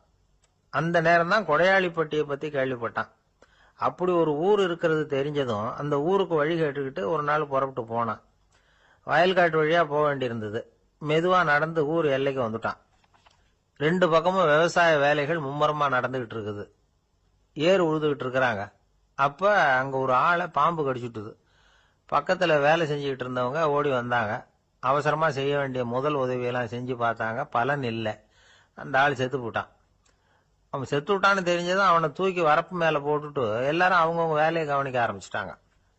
அங்க ஒரு ஆளு இவனை பார்த்து சொன்னான், ஐயா, நீங்க போற வழியில இவன் சொந்தக்காரன், இவனுக்கு சோறு கொண்டுகிட்டு வருவான், இவன் இங்க செத்துட்டான்னு அவன்கிட்ட சொல்லிவிடுங்க அப்படின்னா. இவனுக்கு ரொம்ப ஆச்சரியம். என்னடா இது, பாம்பு கடிச்சுட்டுதுன்னதும் பதறி அடிச்சுக்கிட்டு ஓடி வந்தாங்க, செத்துட்டான்னதும் பேசாம தூக்கி போட்டுட்டு போயிட்டாங்க அப்படின்னு நினைச்சுக்கிட்டே நடந்து போறான். எதிரில் சோறு கொண்டுகிட்டு ஒரு ஆள் வந்தான். இவன் விவரத்தை சொன்னான். அங்க உங்க சொந்தக்காரன் பாம்பு கடிச்சு செத்து போட்டான் அப்படின்னா. அவன் கொஞ்ச நேரம் அமைதியா நின்னான். அதுக்கப்புறமா அங்கேயே வரப்புல உட்காந்து கொண்டுகிட்டு வந்த சோத்தை தானே சாப்பிட்டு முடிச்சான். பேசாம எழுந்திரிச்சு திரும்பி போயிட்டான். கொஞ்சம் கூட பதறல, அழல. இப்படியும் ஒரு ஊரா அப்படின்னு நினைச்சு ஆச்சரியப்பட்டுக்கிட்டே இவன் ஊருக்குள்ள போனான். ஒரு பெரிய மனுஷனை பார்த்து பணம் கேட்டான். அவரும் இவனோட பேரையும் ஊரையும் மட்டும் விசாரிச்சுக்கிட்டு தேவையான பணத்தை கொடுத்துட்டார். பணத்தை வாங்கிட்ட பிறகு தன்னுடைய மனசை அரிச்சுக்கிட்டு இருந்த அந்த விஷயத்தை பத்தி கேட்டான். ஐயா, வழியில ஒருத்தன் செத்துட்டான், அவனை அப்படியே தூக்கி வரப்புல போட்டுட்டு எல்லாரும் வயல்வெளி வேலைகளை பார்த்துக்கிட்டு இருக்கிறாங்களே அப்படின்னா. இதுக்கு அந்த பெரியவர் சொன்னார், ஆமா, அப்படித்தான் செய்வோம். வேலை முடிஞ்சு வீட்டுக்கு திரும்புறப்போ அவனை தூக்கிட்டு அடக்கம் பண்ணிடுவோம் அப்படின்னார். ரொம்ப ஆச்சரியமா இருக்கு அப்படின்னா. ஏன் உங்க ஊர்ல யாராவது செத்துட்டா என்ன பண்ணுவீங்க அப்படின்னு கேட்டார். என்ன இப்படி கேக்குறீங்க, எங்க ஊர்ல எல்லாம் பணத்தை தூக்க விட மாட்டாங்க, ஒப்பாரி வைப்பாங்க, கட்டி புரண்டு அழுது புலம்பி தீத்துருவாங்க அப்படின்னா. இவன் பெரியவர் பார்த்தார். அவங்கிட்ட கொடுத்த பணத்தை லபக்குன்னு பறிச்சுக்கிட்டார். திருப்பி வாங்கிட்டார். இவன் பதறி போய் நிக்கிறான். அவரு சொன்னார், பணத்தையே விட மாட்டேன்னு கட்டுப்பிடிச்சு அழுதா நான் கொடுத்த பணத்தை மட்டும் எப்படி திருப்பி கொடுக்க போற, போயிட்டு வா அப்படின்னு விரட்டி விட்டாராம். இந்த கதையை நண்பர் ஒருத்தர் சொன்னார். கதை வேடிக்கையா தெரிஞ்சா கூட இதுல கருத்து உண்டு. பணம் பிணம் இது ரெண்டையுமே விடுறதுக்கு அவ்வளவு சுலபமா மனம் வர்றதில்லை. இந்த ரெண்டு விஷயங்கள்லயும் அறிவார்ந்த செயல்பாடு தேவை. ஒரு பேருந்து மரத்துல மோதி விட்டது. எல்லாரும் அடிபட்டு முனைகிட்டு கிடக்குறாங்க. டிரைவர், கண்டக்டர் இவங்களுக்கும் அடி. அவங்களும் ஒரு பக்கம் கிடக்குறாங்க. ஒரு மூலையில கிடக்கிற ஒருத்தன் மெதுவா முக்கி முனகி கண்டக்டர் கண்டக்டர்னு சத்தம் போடுறான். கண்டக்டர் மெதுவா நகர்ந்து அவங்கிட்ட போய் என்னன்னு விசாரிக்கிறார். அவன் ரொம்ப சிரமப்பட்டு வாயை திறந்து ஒரு 15 காசு சில்லற பாக்கி அப்படின்னானான். திருநெல்வேலி மாவட்டத்துல கோவில்பட்டிக்கு பக்கத்துல உள்ள ஊர் கடம்பூர். காமராசர் முதலமைச்சரா இருந்த காலம். கடம்பூர்ல ஒரு பள்ளி சீரமைப்பு மாநாடு நடக்குது. அந்த பக்கத்துல உள்ள பள்ளிக்கூடம்லாம் அதுல கலந்துக்குது. கண்காட்சி வேற. ஊரு பூரா விழா கோலம். மறுநாள் மாநாடு நடக்க போகுது. ஆனா முதல் நாளே மழை பிடிச்சுக்கிட்டுது. மறுநாளும் அது விடாம பேஞ்சுக்கிட்டு இருக்குது. காமராசர் காலையில இருந்து பல்வேறு நிகழ்ச்சிகள்ல கலந்துகிட்டு சாயந்தரமா கடம்பூருக்கு வந்து சேர வேண்டியவர். மழை பெஞ்சுக்கிட்டு இருக்கிறதுனால நிகழ்ச்சி ரத்தாயிடுமோ என்னமோ அப்படின்னு எல்லாரும் சந்தேகப்பட்டுக்கிட்டு இருக்கிறாங்க. அவர் கோவில்பட்டி பயணிகள் விடுதியில இருக்கிறார். கடம்பூர்ல இருந்து சில பேர் போய் அவரை சந்திக்கிறாங்க. மழை பெஞ்சுக்கிட்டு இருக்குதே, என்ன செய்யலாம் அப்படின்னு கேக்குறாங்க. மழை பெஞ்சா நல்லது தானே, அதுக்காக மாநாட்டை எதுக்காக ரத்து செய்யணும்? ஆசிரியர்கள் எவ்வளவு கஷ்டப்பட்டு ஏற்பாடு பண்ண மாநாடு, கட்டாயம் வந்துடுறேன் அப்படின்னாராம் காமராசர். உடனே புறப்பட்டார். மழையை பொருட்படுத்தாத மக்கள் கூட்டம். அது கலையாம காத்துக்கிட்டு இருக்கிறாங்க அவ்வளவு பேரும். தலைவர் வந்துட்டார்னு தெரிஞ்சது ஜனங்களுக்கு ஏகப்பட்ட உற்சாகம். ஜனங்கள் அவ்வளவு உற்சாகமா வரவேற்றாங்க. மாநாடு ஆரம்பமாச்சு. மலர் மாலைகள் மலை மாதிரி குவிய ஆரம்பிச்சுட்டுது. வரிசையா ஒவ்வொரு கல்வி நிலையம் சார்பாகவும் வரவேற்பு பத்திரம் வாசிச்சு கொடுக்கறாங்க. என்ன வாசிக்கிறாங்கிறத காமராசர் கூர்ந்து கவனிக்கிறார். ஏகப்பட்ட புகழ் மொழிகள். ரொம்ப பாராட்டி புகழ்ந்து என்னென்னமோ வாசிச்சுக்கிட்டு இருக்கிறாங்க. கொடை வள்ளலே, குணக்குன்றே, மலையே, கடலே, இப்படி தமிழ் மொழியில பாராட்டுறதுக்கு எத்தனை வார்த்தைகள் உண்டோ அத்தனையும் அதுல சேர்த்திருக்கிறாங்க. காமராசர் பொறுமை இழந்துட்டார். போதும் போதும், உங்க எல்லாரையும் பார்த்து 2 வார்த்தை பேசிவிட்டு போறதுக்காக தான் நான் வந்திருக்கிறேன். எல்லாரும் மழையில சிரமப்பட்டு நின்றுகிட்டு இருக்கிறீங்க. இப்படி என்ன புகழ்ந்து படிச்சுக்கிட்டே இருந்தா எப்படி அப்படின்னாராம். அதுக்கப்புறம் பேசி முடிச்சிருக்கிறார். மாநாட்டு நிகழ்ச்சிகள் முடிஞ்சதும் இன்னொரு நிகழ்ச்சியில கலந்துக்கிறதுக்காக புறப்பட்டாராம். ஒரு திறந்த ஜீப்ல அவரை ஊர்வலமா அழைச்சிக்கிட்டு போயிருக்கிறாங்க. தெருவில் 2 பக்கமும் ஏகப்பட்ட கூட்டம். அங்கங்க ஜீப்பை நிறுத்தி ரோஜா மாலை, ஜருக மாலை இப்படி போட்டுக்கிட்டே இருக்கிறாங்க. அதையெல்லாம் அப்படி அப்படியே வாங்கி அங்கங்க நின்றுகிட்டு இருந்த குழந்தைகள்கிட்டையும் தாய்மார்கள்கிட்டையும் கொடுத்துக்கிட்டே போறார். அந்த சமயத்துல கூட்டத்துக்கு அப்பால ஒரு பெரியவர் கையில ஒரு மல்லிகை சரத்தோட நின்றுட்டு இருக்கிறார். அவரால் முண்டி அடிச்சுக்கிட்டு முன்னால வர முடியல. காமராசர் இதை கவனிக்கிறார். அவ்வளவுதான், உடனே நிறுத்தப்பா வண்டிய அப்படிங்கிறார். ஜீப்பு நிக்குது. டிரைவரை பார்த்து, அதோ பார், அங்க ஒருத்தர் நிக்கிறார் பார், அவர் இங்க அழைச்சிட்டு வா அப்படின்னாராம். கூட்டம் வழி விடுது. அந்த பெரியவரை கிட்டத்துல அழைச்சிட்டு வர்றாங்க. காமராசர் அவரை பார்த்து, வாங்க வாங்க, நல்லா இருக்கீங்களா அப்படின்னு சத்தம் போட்டு உற்சாகமா விசாரிக்கிறாராம். பெரியவர் கண்கள்ல கண்ணீர். பேச்சு வரல. மல்லிகை சரத்தை அவருக்கு போடுறார். கொஞ்ச நேரம் அவர்கிட்ட பொறுமையா பேசிக்கிட்டு இருந்துட்டு அவரை அனுப்பி வைக்கிறார் காமராசர். பெரியவர் போனதுக்கு அப்புறம் காமராசர் பக்கத்துல இருந்தவங்க கிட்ட சொல்றார் அந்த பெரியவரை பத்தி. அந்த காலத்துல ரொம்ப கஷ்டப்பட்டவர் இவரு, ஜெயிலுக்கு போனவர் அப்படின்னு ரொம்ப உருக்கமா நெகிழ்ந்து போய் சொல்றார். இதுல ஒரு விஷயத்த கவனிங்க. தன்னை புகழ்ந்து படிக்கப்பட்ட வாழ்த்து மடலை படிக்க வேணாம்னு தடுத்து நிறுத்தினார். எங்கேயோ ஒரு மூலையில கையில ஒரு 4 முழம் மல்லிகை சரத்தோட ஒதுங்கி நின்றுகிட்டு இருந்த அந்த தொண்டரை அவ்வளவு பெரிய கூட்டத்துக்கு நடுவுலையும் தேடி கண்டுபிடிச்சு கிட்டத்துல கூப்பிட்டு அவர் கொடுத்த அன்பு மாலையை வாங்கி கழுத்துல போட்டுக்கிட்டார். அதுதான் காமராசர். தோல்விகள் கூட அவரை கொஞ்சம் கூட பாதிச்சதில்லை. ஒரு பொது தேர்தலில் அவர் தோத்து போறார். தொண்டர்கள்லாம் அழறாங்க. அதுல ஒருத்தர் மெதுவா காமராசர் கிட்ட போய், என்ன தலைவரே, நீங்க கூட தோத்து போயிட்டீங்களே அப்படின்னு கலக்கமா சொல்லி இருக்கிறார். அதுக்கு காமராசர், நான் கூட தோத்து போறதுக்கு பேர் தான்ப்பா ஜனநாயகம் அப்படின்னாராம். இருட்ட கண்டா பயம் உண்டாவதே அது ஏன்? இப்படி ஒரு கேள்வியை ஒரு பெரியவர்கிட்ட கேட்டாங்க. அதுக்கு அவர் பதில் சொல்றார், மனிதனுடைய ஆதிகால வாழ்க்கையில தொற்றிக்கொண்ட பயம் இது வேரூன்றி இருக்குது, இன்னமும் போகல. 50,000 வருஷங்களுக்கு முன்னாடி மனுஷன் குகைகள்ல வாழ்ந்தான். பகல்ல பயம் இருக்காது. ராத்திரியில மிருகங்கள் தாக்கும், கொல்லும், நிம்மதியா தூங்க கூட முடியாது. அதனால இந்த மனுஷனுக்கு இரவுன்னா மரணம், பயம் அப்படின்னு பழகி போச்சு. மனிதர்களுடைய எல்லா மனசையும் சேர்த்து மொத்தமா ஒரு மனசு உண்டு. மனிதர்களுடைய நினைவு இந்த மொத்த மனசுல பதிஞ்சிருக்கு, பரவுது. இந்த மொத்த மனசுல இருட்டு பற்றிய பயம் பதிந்து நீடிக்குது அப்படிங்கிறார் அவர். இந்த காலத்துல இரவை பகலாக்கிறதுக்கு எவ்வளவோ விளக்குகள்லாம் வந்தாச்சு. ராத்திரியிலேயும் மிருகங்கள் தாக்குங்கிற நிலைமை இல்ல. பாதுகாப்பான வீடுகள் விலங்குகளும் விலகி போயிட்டு, விலங்குகள்லாம் விலகி போயிட்டு, வீடுகளும் பாதுகாப்பா இருக்குது. சரி, இருந்தாலும் அந்த பழங்கால பயம் இருட்டு பயம் இன்னமும் மனுஷனை விட்டு போகல. இன்னொரு விஷயம் என்னன்னா, இருட்டில இருந்து வெளிச்சத்துக்கு வராத மனிதர்கள் இன்னைக்கு அதிகம். ஒரு ஆளு ஆத்துக்கு மீன் பிடிக்கிறதுக்காக போனான், இன்னும் விடியல, அதுக்குள்ள வலையை எடுத்துட்டு கிளம்பி போயிட்டான். வெளிச்சம் வர்றதுக்கு முன்னாடியே போய் சேர்ந்துட்டான். விடிகிற வரைக்கும் என்ன பண்றது, சும்மா கரையிலேயே உட்காந்து காலாட்டிட்டு இருக்கிறான். காலில் ஏதோ ஒரு சின்ன மூட்டை தட்டுப்பட்டது. இருட்டுல அது என்னன்னு சரியா தெரியல. மூட்டைக்குள்ள சின்ன சின்ன கல்லா நிறைஞ்சி இருக்குது.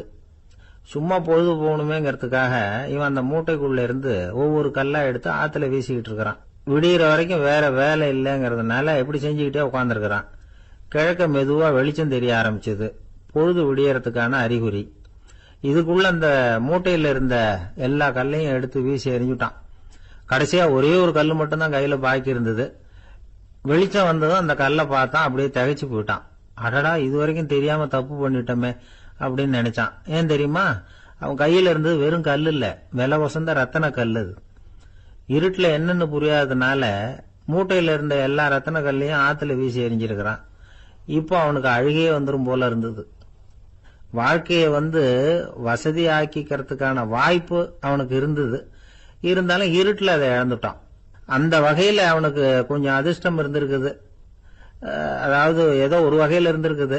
அதனாலதான் அந்த கடைசி கல்ல எரியறதுக்குள்ள வெளிச்சம் வந்துட்டுது. பல பேருக்கு அந்த அளவு கூட அதிர்ஷ்டம் வர்றதில்ல. எல்லாத்தையும் வீசினதுக்கு அப்புறம் தான் வெளிச்சம் வரும்.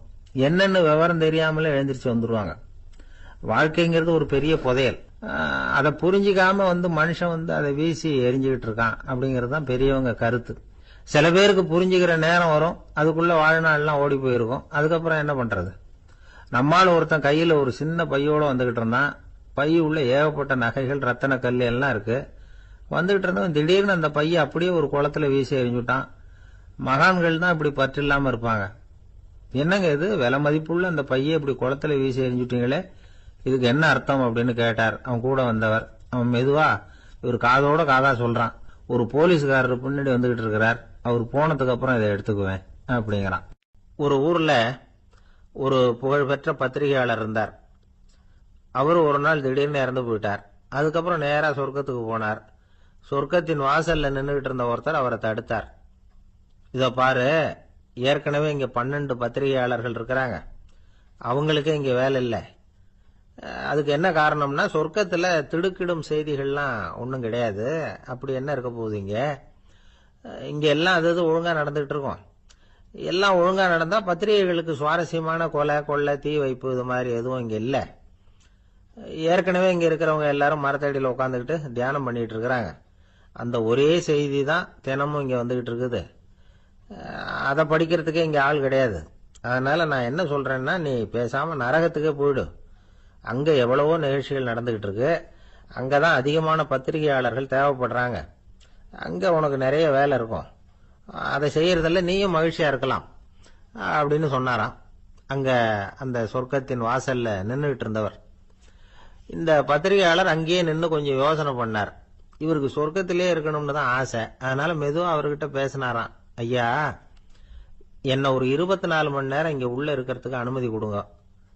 இங்க இருக்கிற பல பத்திரிகையாளர்களை எனக்கு தெரியும். அவங்கள சில பேரை சமாதானப்படுத்தி மெதுவா பேசி நரகத்துக்கு அனுப்பி வச்சுடுறேன். நான் இங்க இருந்துக்கிறேன். உங்க கணக்குப்படி 12 பேருக்கு மேல இங்க தாண்டாது, அப்படி பாத்துக்கிறேன் அப்படின்னாராம். அவரும் யோசனை பண்ணி பார்த்துட்டு, சரி அப்படியே உனக்கு அனுமதி கொடுக்குறேன், ஆனா ஒரு விஷயம், 24 மணி நேரம் தான் அனுமதி, அதுக்குள்ள எல்லாம் நடக்கணும் அப்படின்னு இருக்கார். சரின்னு சொல்லிவிட்டு இந்த பத்திரிகையாளர் உள்ள போனார். யோசனை பண்ணார். திட்டம் போட்டு ஒரு பொருளையை கிளப்பி விட்டார். சக பத்திரிகையாளர்கள் எல்லாம் கூப்பிட்டு சொன்னாராம், இந்த பாருங்க, நரகத்துல ஒரு பெரிய தினசரி பேப்பரை கொண்டுகிட்டு வர்றதுக்காக திட்டம் போட்டுக்கிட்டு இருக்காங்க. அதுக்கு பல அதிகாரிகள் தேவைப்படுறாங்க. நிறைய சம்பளம் கிடைக்கும். யார் யாரெல்லாம் நரகத்துக்கு போக ஆசைப்படுறாங்களோ அவங்க எல்லாம் போகலாம் அப்படின்னு ஒரு பொருளையை கிளப்பி விட்டார். 24 மணி நேரம் கழிச்சு வாசல் பக்கம் போனார். அங்க இருந்தவர்கிட்ட எத்தனை பேர் வெளியேறினாங்கன்னு விசாரிச்சாராம். அப்போ அவரு இவரை, நீ வெளியே போகக்கூடாது, முதல்ல உள்ளதான் இருக்கணும் அப்படின்னு தடுத்தாராம். அப்புறம் சொன்னாராம், நீ சொன்ன செய்தியை கேட்டதும் இங்க இருந்த எல்லா பத்திரிகையாளர்களுமே நரகத்துக்கு போயிட்டாங்கப்பா. உள்ள யாருமே இல்லை, அதனால நீ உள்ளே இருக்கலாம் அப்படின்னாராம். இதை கேட்டதும் இந்த பத்திரிகையாளரே குழம்பி போயிட்டார். ஒருவேளை உண்மையிலேயே நரகத்துல புதுசா பத்திரிகை ஏதாவது ஆரம்பிக்க போறாங்களோ அப்படின்னு அவரே நினைக்க ஆரம்பிச்சுட்டாராம். அப்புறம் சொன்னாராம், ஐயா என்னை விட்டுருங்க, நான் நரகத்துக்கே போயிடுறேன், அங்க ஏதோ விசேஷம் இருக்கணும் அப்படின்னாராம். இல்லைன்னா இத்தனை பேரும் ஒட்டுமொத்தமா அங்க போறதுக்கு சான்ஸே இல்லை, என்னை தடுக்காதீங்கன்னு கெஞ்ச ஆரம்பிச்சுட்டாராம். மற்றவங்க நம்பணுங்கிறதுக்காக ஒரு பொருளையை கிளப்பி விட்டார். கடைசியில தானே அந்த பொருளைக்கு ஆளாயிட்டார். அதாவது பிறரை ஏமாற்றிய அவரது மனம் கடைசியில் அவரையே ஏமாத்த ஆரம்பிச்சுட்டு பாருங்க. நீங்க இப்படி அடுத்தவங்களை ஏமாத்துறதுக்கு உங்க மனசை பழக்கப்படுத்துறீங்க, ஆனா கடைசியில் அதனால நீங்களே ஏமாற்றப்படுகிறீர்கள் அப்படிங்கிறது பெரியவர்களுடைய புத்திமதி. அதனால உங்க மனசுகிட்ட ரொம்ப எச்சரிக்கையா இருங்கோ அப்படிங்கிறாங்க. நம்ம ஆளுங்க அங்க போய் என்ன சொல்லுவாங்கன்னா, இந்த பாரு அங்க போவாத இங்க போவாதன்னு பயமுறுத்துறது உண்டு. சில பேர் அங்க பேய் இருக்குது பிசாசு இருக்கு அப்படின்னு பொருளையை கிளப்பி விடுறது உண்டு. இருட்டு நேரம் காட்டு வழியா ஒருத்தன் போயிட்டு இருக்கிறான், அங்க பேய் பிசாசு நடமாட்டம் இருக்கிறதாக வதந்தி. இவன் பயந்துகிட்டே வேகமா போறான். காடு முடிஞ்சு மெயின் ரோட்டுக்கு வந்து சேர்ந்தான். அப்பாடா, ஒரு பஸ் நின்றுட்டு இருக்கு தனியா, இருட்டுல லேசா தெரிஞ்சது. ஓடி போய் ஏறி உள்ள உட்காந்துக்கிட்டான். பயந்துகிட்டே போனவன் அப்புறம் தான் தெரியுது உள்ள யாருமே இல்லை, டிரைவரும் இல்லை கண்டக்டரும் இல்லை வேற யாரும் இல்லை. இவனுக்கு பேய் பயம் அதிகமா போட்டுது. ஏன்னா நடு ராத்திரி. இந்த நேரம் பார்த்து அந்த பஸ் தானே நகர ஆரம்பிச்சுதான். இவனுக்கு இன்னும் பயம் அதிகமா போட்டுது. ஏன்னா டிரைவர் சீட்டு காலியா இருக்கு, பஸ் நகருது. இவன் உடம்பு பூரா நடுங்க ஆரம்பிச்சுட்டுது. வீல்னு கத்தலாமான்னு பார்த்தான். அந்த நேரம் பார்த்து அவன் தோல்ல ஒரு கை விழுந்துதான். திடுக்கிட்டு திரும்பி பார்த்திருக்கிறான். அங்க டிரைவர் நிக்கிறார். அவரு சொன்னாராம், ஏன்பா ஏற்கனவே பஸ் பிரேக் டவுன், நாங்கெல்லாம் பின்னாடி இறங்கி நின்று தள்ளிட்டு இருக்கிறோம், நீ மட்டும் ஜாலியா ஏறி உக்காந்துக்கிட்டியா, இறங்கி வந்து தள்ளப்பா அப்படின்னாராம். ஒரு ஊர்ல ஒருத்தர் இருந்தான். ஒரு நாள் காலையில எழுந்திருச்சான். ஒரு 10 ரூபாய் எடுத்து சட்டை பையில வச்சுக்கிட்டான். கடை தெருவுக்கு புறப்பட்டான். காய்கறி வாங்கறதுக்காக அவன் போறான். காய்கறி சந்தைக்கு போய் சேர்ந்தான். கத்திரிக்காய் 1/4 கிலோ கொடுங்கன்னா கொடுத்தாங்க. காசு கொடுக்கறதுக்காக சட்டை பையில கையை விட்டான், பணத்தை காணும். 10 ரூபாய் சட்டை பையில வச்சுக்கிட்டு தான் வந்தான். அது இப்ப அங்க இல்ல. வழியில் எங்கேயும் அது விழுந்துட்டு போல் இருக்கு. அல்லது யாராவது திருடர்கள் தெரியாம அதை எடுத்துக்கிட்டு போட்டாங்களா என்னன்னு தெரியல. எப்படியோ 10 ரூபாய் அவன் இழந்துட்டான். கையில காசு இல்லை. அதனால கத்திரிக்காயை திருப்பி கொடுத்துட்டு கவலையோட வீட்டுக்கு திரும்பி வந்தான். அதையே நினைச்சுக்கிட்டு இருந்தான். அவனுக்கு துக்கம் அதிகமா போச்சு, அழ ஆரம்பிச்சுட்டான். காய்கறிகள் வாங்கிட்டு வந்து ஆனந்தமா சமைச்சு சாப்பிடலாம்னு நினைச்சோம், அது முடியாம போச்சேங்கிற கவலை அவனுக்கு. அதனால அதை மறக்கவே முடியல. இது நடந்து கொஞ்ச நாள் ஆச்சு. அதே மனுஷன் இன்னொரு நாள் அதே மாதிரி புறப்பட்டான். பணத்தை எடுத்து பையில வச்சுக்கிட்டான். காய்கறி சந்தையை நோக்கி போய்கிட்டு இருக்கிறான். இப்போ வழியில ஒரு ஏழை பையனை பார்த்தான். தம்பி எங்க போற அப்படின்னு கேட்டான். ஐயா பள்ளிக்கூடத்துக்கு போயிட்டு இருக்கிறேன் அவன். சரி, அதுக்கே எவ்வளவு கவலையோட போயிட்டு இருக்கிற அப்படின்னு விசாரிச்சான் அவன். ஐயா நான் ரொம்ப ஏழை, வீட்டுல வசதி இல்லை, பரீட்சைக்கு பணம் கட்டணும், இன்னைக்கு கடைசி நாள், என்ன செய்யறதுன்னு தெரியலன்னா. இவன் பார்த்தான். தாங்கிட்ட இருக்கிற பணத்தை எடுத்து அந்த பையன்கிட்ட கொடுத்தான். இதை வச்சுக்கோ, உடனே பணத்தை கட்டு, நல்லா படி, பரீட்சை எழுது அப்படின்னு சொல்லிவிட்டு திரும்பி வந்துட்டான். வெறுங்கையோட திரும்பி வந்தும் வீட்டுல கேக்குறாங்க எங்க காய்கறின்னு வழக்கம் போல கேட்டாங்க. இவன் நடந்ததை சொன்னான். இப்போ வீட்டுல இருந்தவங்க அவங்கிட்ட ஒரு கேள்வி கேட்டாங்க. ஏங்க இதே மாதிரி முன்னாடி ஒரு தடவை காய்கறி வாங்க போய் வெறுங்கையோட திரும்பி வந்தீங்க, இப்பவும் வெறுங்கையோட தான் திரும்பி வந்திருக்கிறீங்க, ஆனா முன்னாடி வந்தப்போ வருத்தமா இருந்தீங்க, இப்போ உங்க முகத்துல வருத்தம் தெரியலையே அப்படின்னு கேட்டிருக்கிறான். அதாவது வீட்டுல இருக்கிறவங்க கேட்டாங்களாம். இப்போ அந்த மனுஷன் யோசிக்க ஆரம்பிச்சானாம், இந்த 2 நிகழ்வுகளுக்கு என்ன வித்தியாசம். போன தடவை அவன் பணத்தை இழந்தான், இந்த தடவை அவன் பணத்தை இழந்திருக்கிறான். போன தடவை யாரோ திருடிட்டு போயிட்டாங்க, இந்த தடவை அவனாவே ஒரு பையன் பேர்ல இறக்கப்பட்டு எடுத்து கொடுத்துருக்கிறான். அன்னைக்கு பணம் போயிட்டுதேன்னு வருத்தமா இருந்தது, இன்னைக்கு பணம் போனாலும் மனசுக்கு மகிழ்ச்சியா இருக்கு, நிறைவா இருக்கு. கொஞ்சம் யோசிச்சு பாருங்க. பணத்தை இழந்தது மகிழ்ச்சிக்கோ வருத்தத்துக்கோ காரணமா இருக்க முடியாது. அப்படின்னா வேற எது காரணம்? அன்றைக்கு பணத்தை இழந்துட்டேன்னு அழுதான், இன்றைக்கு பணத்தை இழந்தாலும் மகிழ்ச்சியா இருக்கிறான். ஆகவே மகிழ்ச்சிக்கும் துக்கத்துக்கும் இழப்பு காரணம் அல்ல, இழப்பு பற்றிய நம்முடைய அறிவு தான் காரணம் அப்படிங்கிறது பெரியவர்களுடைய கருத்து. எந்த பொருளும் நமக்கு கவலையை உண்டு பண்றதில்ல, அந்த பொருள் பேர்ல நாம வைக்கிற பற்று தான் கவலையை உண்டு பண்ணுது. பொருள்கள் நம்ம விட்டுட்டு போயிட்டா நாம அழுதுகிட்டு இருக்கிறோம், நாமே அதுகளை விட்டுட்டு வந்துட்டா மகிழ்ச்சியா இருக்கிறோம். இந்த உண்மையை புரிஞ்சுக்கிட்டு நம்முடைய வாழ்க்கையை நல்ல விதமா அமைச்சுக்கணும். ஒரு ஆள் அழுதுகிட்டு இருந்தான். ஏண்டா அழுகுறேன்னு கேட்கிறார் ஒருத்தர். இழக்கிறதுக்கு எதுவும் இல்லை, அதனால அழறேன்னா. என்னடா சொல்றேன்னார். கிட்ட வாங்க சொல்றேன்னா. இந்த மணி பர்ஸை வேற ஒருத்தன் பாக்கெட்ல இருந்து திருடுனேன். அப்புறம் தான் புரிஞ்சுது அவங்கிட்ட இழக்கிறதுக்கு எதுவும் இல்லைங்கிறது. ஆமாங்க, இது காலி பர்ஸ், அதனால இப்ப அழுதுகிட்டு இருக்கிறேன், திருடியும் பிரயோஜனம் இல்லை அப்படின்னு சொல்லிவிட்டு அழுதானா. ஆபீஸ்ல வேலை பார்க்கிற ஒருத்தர் வந்தார். பேசாம ஒரு 10 நாள் லீவு போட்டுடலாமா பாக்குறேன் அப்படின்னார். ஏன்னு கேட்டோம். என்னுடைய மேலதிகாரி ஒரு முசுடு சார், அவர்கிட்ட வேலை பார்க்கறது ரொம்ப கஷ்டமா இருக்குது அப்படின்னார். ஆபீஸ்ல வேலை பார்க்கறவங்க எல்லாம் ஒரு விஷயத்த நல்லா ஞாபகத்துல வச்சுக்கணும். மேலதிகாரிங்கிறவர் ஒரு பெரிய மகான் இல்ல, அவரும் ஒரு மானிட பிறவிதான். சராசரி மனுஷனுக்கு உள்ள பலம் பலவீனம் ரெண்டும் அவருக்கும் உண்டு. அதனால அவரை கொஞ்சம் அனுசரிச்சு போறதுக்கு பழகிறது தான் நல்லது. மேலதிகாரிகள்ல பல வகை உண்டு. அதுல முக்கியமா 3 வகை. அதுல ஒரு வகை எப்படி தெரியுமா? உங்களை ஒரு வேலை செய்யற மெஷினா மட்டுமே நினைக்கக்கூடிய வகை. இவங்கெல்லாம் எப்படின்னா, எங்கேயாவது வெளியூர் போயிருந்தா கூட அங்கிருந்து போன் பண்ணுவாங்க, அந்த வேலை என்னாச்சு, இந்த வேலை என்னாச்சு அப்படின்னு. இவங்களுக்கெல்லாம் உங்க நலனை பத்தியோ உங்க குடும்பத்தை பத்தியோ அக்கறை இருக்காது. நீங்க சொல்ற யோசனை எதுவும் இவங்க கிட்ட எடுபடாது. கொடுத்த வேலையை பாரு, நீ எனக்கு புத்தி சொல்ல வேணாம் அப்படிம்பாங்க.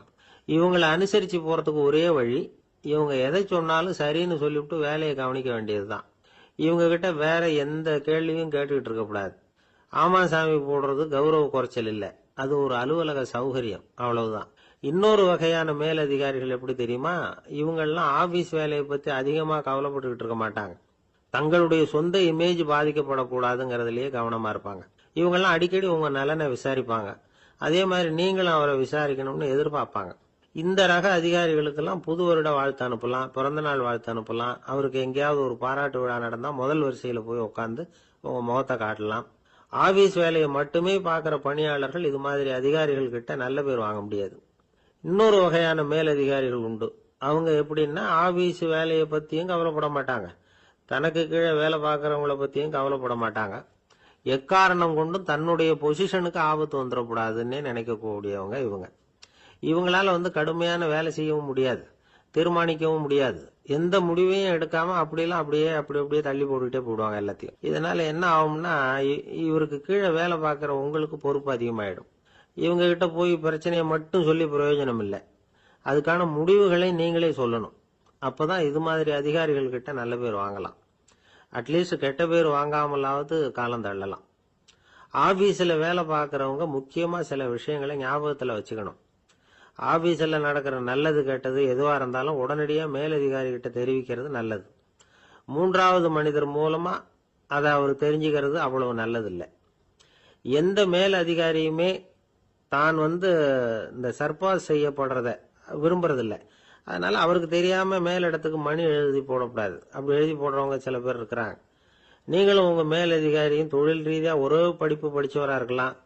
அப்படி இருந்ததுன்னா அட்ஜஸ்ட் பண்ணி போறது கொஞ்சம் கஷ்டம்தான். இதை மனசுல வச்சுக்கிட்டு நடந்துக்கணும். உங்களுக்கும் அவருக்கும் அபிப்பிராய பேதமா, அது அவருக்கும் உங்களுக்கும் உள்ள தனிப்பட்ட பிரச்சனை. அதை விளம்பரப்படுத்திட்டு இருக்க கூடாது, அது அவருடைய கோபத்தை கிளறும். உங்க மேலதிகாரி உங்க கூட படிச்சவரா இருக்கலாம், அதுக்காக அவர் எல்லாருக்கும் முன்னாடி அடைய கிச்சாமி எப்படா இருக்க அப்படின்லாம் கேட்டுக்கிட்டு இருக்க கூடாது. பொதுவா யாரும் அதை விரும்புறதில்லை. இவ்வளவையும் உங்க மனசுல வச்சுக்கிட்டு கொஞ்சம் சாமர்த்தியமா நடந்துகிட்டீங்கன்னா ஆபீஸ் உங்களுக்கு அவஸ்தையா இருக்காது, ஆனந்தமா இருக்கும். ஒரு மேலதிகாரி தன்கிட்ட வேலை பார்க்கிற ஒருத்தரை பத்தி ரொம்ப பெருமையா சொன்னாராம். எங்க ஆபீஸ்ல எவ்வளவோ பேர் வேலை பார்க்கறாங்க, எல்லாரும் தினமும் ஏதாவது பிரச்சனைகளை சொல்லிட்டு இருப்பாங்க. ஆனா இவர் ஒருத்தர் மட்டும்தான் இது வரைக்கும் என்கிட்ட எந்த பிரச்சனையும் சொன்னதே இல்லை. அவர் பாட்டுக்கு வருவார், வேலை பார்ப்பார், போயிடுவார் அப்படின்னாராம். நான் உடனே அவ்வளவு பெருமைக்குரிய அந்த ஊழியரை பார்த்து கேட்டேன், ஏன்பா உன்னுடைய மேலதிகாரி கிட்ட நீ எந்த பிரச்சனையும் கொண்டுகிட்டு போறதே இல்லையாமே அப்படின்னு கேட்டேன். அதுக்கு அவர் சொல்றாரு, ஆமாங்க, அது ஏன்னா அவரால் எந்த பிரச்சனையுமே தீர்க்க முடியாதுங்கிறது எனக்கு நல்லா தெரியும், அதனால அப்படி செய்யறேன், வேற ஒண்ணும் இல்லை அப்படின்னார் ரொம்ப பொறுமையா. இப்பெல்லாம் நம்ம ஊர்ல மாமியார் மருமகள் ஒருத்தர் நல்லா புரிஞ்சுக்கிட்டு நல்ல விதமா தான் இருக்கிறாங்க பல இடத்துல. அதனால நான் இப்ப சொல்ல போற கதையை கேட்டுவிட்டு இந்த காலத்துல அவ்வளவு மோசமா யாரு சார் நடந்துக்கிறாங்க அப்படின்னு கேட்டு யாரும் சண்டைக்கு வரக்கூடாது. இன்னொரு உண்மையையும் சொல்லிவிடுறேன். அதாவது இந்த கதைய நமக்கு எழுதி அனுப்பி இருக்கிறதே கொஞ்ச நாள்ல மருமகளாகவும் அதுக்கப்புறம் கொஞ்ச காலத்துல மாமியாராகவும் ஆக போற ஒரு நேயர் தான். சரி, இந்த கதைக்கு வருவோம். அதாவது ஒரு சின்ன குடும்பம், அந்த வீட்டுல மாமியார் ஆட்சி, அவங்க வச்சதுதான் சட்டம். புள்ளையண்டா எப்படின்னா, அம்மா சொல்றதையும் கேட்டுக்குவான், மனைவி சொல்றதையும் கேட்டுக்குவான். நமக்கு என்னத்துக்கு வம்புங்கிற டைப். மருமகள் பேர்ல குறை கண்டுபிடிக்கிறதுலயே அந்த மாமியாருக்கு ஒரு சுவாரஸ்யம். சின்ன சின்ன விஷயத்துல எல்லாம் குத்தம் கண்டுபிடிச்சுக்கிட்டே இருக்கிறாங்க. பொதுவா எல்லாரும் எப்படின்னா ஏதாவது ஒரு காரணத்துக்காக சண்டை போட்டுக்கிட்டு இருப்பாங்க. அந்த அம்மா எப்படின்னா ஏதாவது ஒரு சண்டையை போடுறதுக்காக காரணத்தை தேடிட்டு இருப்பாங்க. அப்படி ஒரு மனசு. அந்த மருமக பொண்ணு பாவம் பயந்து பயந்து ஒவ்வொரு காரியமும் செஞ்சுக்கிட்டு வந்தது. இப்படியே பல வருஷம் ஓடி போட்டுது. அந்த மாமியாருக்கும் ரொம்ப வயசாயிட்டுது. இருந்தாலும் அந்த பழைய சுபாவம் மட்டும் மாறவே இல்லை. திடீர்னு ஒரு நாள் பக்கவாதம் வந்து அந்த அம்மாவுக்கு ஒரு பக்கம் கை கால் இழுத்துக்கிட்டுது. வாய் சுத்தமா பேச முடியாம போயிட்டுது. சத்தம் மட்டும் வரும். ஒரு பக்கத்து கை காலை அசைக்க முடியும். பேசுறதெல்லாம் கையால தான், அதாவது கை சைகையால. இப்படிப்பட்ட நிலைமையில கூட அந்த பொண்ணு தண்ணியோ பாலோ இவங்க எதிரில் கொண்டாந்து வச்சா அதை வேணும்னே தட்டி விட்டுட்டு ஒம்பு வளர்க்கறது. அதுக்கப்புறம் அந்த பொண்ணு தரையை சுத்தப்படுத்தும்ல, அதை பார்த்து ரசிக்கிறது. இருந்தாலும் அந்த பொண்ணு இதையெல்லாம் பெருசுப்படுத்தாம ரொம்ப பொறுமையா தான் இருந்தது. ஒரு நாள் வீட்டில் வச்சிருந்த பாலை பூனை குடிச்சிட்டு போயிட்டுது. வயசான காலத்துல இந்த அம்மா பால் இல்லாம கஷ்டப்படுவாங்களே அப்படின்னு நினைச்சு பக்கத்து வீட்டுல போய் கொஞ்சம் பால் வாங்கிட்டு வந்து காய்ச்சி மாமியார் முன்னாடி கொண்டாந்து வச்சுது அந்த பொண்ணு. வழக்கம் போல அந்த அம்மா பாலை தட்டி விட்டுட்டாங்க. இது அந்த மருமக பொண்ணு கவனிச்சுட்டுது. இவ்வளவு நாள் பொறுமையா இருந்த அந்த மருமகளுக்கு இன்னைக்கு இதை பார்த்துதான் அசாத்திய கோபம் வந்துட்டுது. கதவுக்கு பக்கத்துல சாத்தி வச்சிருந்த உலக்கையை எடுத்து மாமியார் தலையில போட, அது குறி தவறி கழுத்துல பட, அந்த அம்மா கழுத்தை பிடிச்சிக்கிட்டு ஊன்னு கத்த, இந்த பொண்ணு ஒன்னும் அலட்டிக்காம உலக்கையை எடுத்து மறுபடியும் கதவு பக்கம் சாத்தி வச்சுட்டு அது பாட்டுக்கு நடந்து போயிட்டுது. இருந்தாலும் மனசுக்குள்ள லேசா ஒரு பயம். கணவன் வீட்டுக்கு வந்ததும் என்ன விஷயம்னு கேட்டா எப்படி சமாளிக்கிறது? அன்னைக்குன்னு பார்த்து ரொம்ப நேரம் கழிச்சு வீடு வந்து சேர்ந்தான் கணவன். உடனே அந்த அம்மா புகார் பண்ண ஆரம்பிச்சுட்டுது. பேச்சுதான் வராத, அதனால ஒரு பக்கத்து கையால சைகை காட்டுது. கதவுக்கு பக்கத்துல இருந்த உலக்க பக்கமா கையை நீட்டி காட்டி, அப்படியே அந்த கைய தன் கழுத்துக்கு பின்பக்கமா சுத்தி காட்டி நாக்க வெளியில நீட்டி நடந்த விஷயத்த புரிய வைக்கிறதுக்கு முயற்சி பண்ணுது. இவனுக்கு ஒன்னும் புரியல. என்ன சொல்றாங்க அம்மா அப்படின்னு மனைவி கிட்ட கேக்குறான். அதுக்கு அந்த பொண்ணு ரொம்ப புத்திசாலித்தனமா, என்னங்க உங்க அம்மா சொல்றது உங்களுக்கு இன்னும் புரியலையா? அவங்க உங்களை பார்த்து என்ன சொல்றாங்கன்னா, ஏண்டா உலக்க மாதிரி நிக்கிற, சாக போற எனக்கு சங்கிலி எதுக்கு, என் கழுத்துல கிடக்குற இந்த சங்கிலியை கழட்டி என் மருமக கழுத்துல போடுறா அப்படின்னு சொல்றாங்க அப்படின்னு தான். ஓ அப்படியா விஷயம்னு சொல்லி அம்மா கழுத்துல இருந்த சங்கிலியை எடுத்து மனைவி கழுத்துல போட்டுட்டு, அம்மா உன் விருப்பப்படியே போட்டாச்சு, இனிமேலாவது நிம்மதியா படுத்து தூங்கு அப்படின்னு சொல்லிவிட்டு உள்ள போயிட்டான். பாத்தீங்களா கதைய? அதனாலதான் மாமியார்கள் சைகை காட்டுறதுன்னா கூட இனிமே ஜாக்கிரதையா இருக்கணும். அந்த ஆளுக்கு பேச தெரியாது, அவர்கிட்ட கொஞ்சம் எச்சரிக்கையா நடந்துக்கோ அப்படின்னு சொல்றது உண்டு. அப்படின்னா என்ன அர்த்தம்? அவர் இன்னமும் குழந்தையாவே இருக்கிறாரு, இன்னும் பேச்சு வரலன்னு அர்த்தம்? அப்படி இல்லை, அவருக்கு நாகரிகமா பேச தெரியலன்னு அர்த்தம். பேசுறதுங்கிறது மனுஷனால மட்டுமே முடியக்கூடிய ஒரு காரியம். அப்படி இருந்தும் அதோட பெருமையை அவன் இன்னமும் சரியா புரிஞ்சுக்கலன்னு தான் சொல்லணும். அதனாலதான் அவன் அளவுக்கு அதிகமா வார்த்தைகளை கொட்டி போடுறான். அதுக்கப்புறம் அதையெல்லாம் திருப்பி அள்ள முடியாம கிடந்து கஷ்டப்படுறான். கொட்டுன வார்த்தையை அள்ள முடியுமா? ஒருத்தரை இன்னைக்கு பார்த்து முட்டாள்னு திட்டி போடுறீங்க, நாளைக்கு மறுபடியும் அவர்கிட்ட போய் நேத்திக்கு உன்னை முட்டாள்னு சொல்லிவிட்டேன், அந்த வார்த்தையை திருப்பி கொடு வாங்கிட்டு போயிடுறேன் அப்படின்னு நான் சொல்ல முடியும்? அவன் கோபக்காரனா இருந்தா நேத்திக்கு அதை வேற விதமா உங்களுக்கு திருப்பி கொடுத்துருப்பான். உலகத்துல எவ்வளவோ ஜீவராசிகள் இருக்கு, அதுக்கெல்லாம் வாய் இருக்குது. அந்த வாயெல்லாம் எதுக்கு உபயோகம்? சாப்பிட்றதுக்காக. ஆனா நமக்கு இருக்கிற வாய் சாப்பிட்றதுக்காக மட்டும் இல்லை, பேசுறதுக்காகவும் தான். பேச முடியலன்னா வாய் இருந்தா கூட அது வாயில்லா ஜீவன் தான். ஒரு பையனை பார்த்து அது வாய் உள்ள புள்ள பொழைச்சிக்கும் அப்படின்னா மற்ற பையன்களுக்கெல்லாம் முகத்துல வாயே இல்லைன்னு அர்த்தம்? அப்படி இல்லை, அந்த பையன் கொஞ்சம் கெட்டிக்காரத்தனமா பேசுவான்னு அர்த்தம். அதனால எப்படி பேசணும் அப்படிங்கறத நாம முக்கியமா தெரிஞ்சுக்கணும். இதுக்கு 8 விதமான குறிப்புகளை நம்ம பெரியவங்க சொல்லியிருக்கிறாங்க. பேச்சுக்கு 8 அங்கங்கள் உண்டு அப்படின்னு அவங்க சொல்றாங்க. அதெல்லாம் என்னென்ன அப்படின்னா, உண்மை, நன்மை, அன்பு, நிதானம், இனிமை, ஆழம், சமயமறிதல், சபையறிதல். இந்த 8 தன்மையும் பேச்சில் இருக்கணுமா.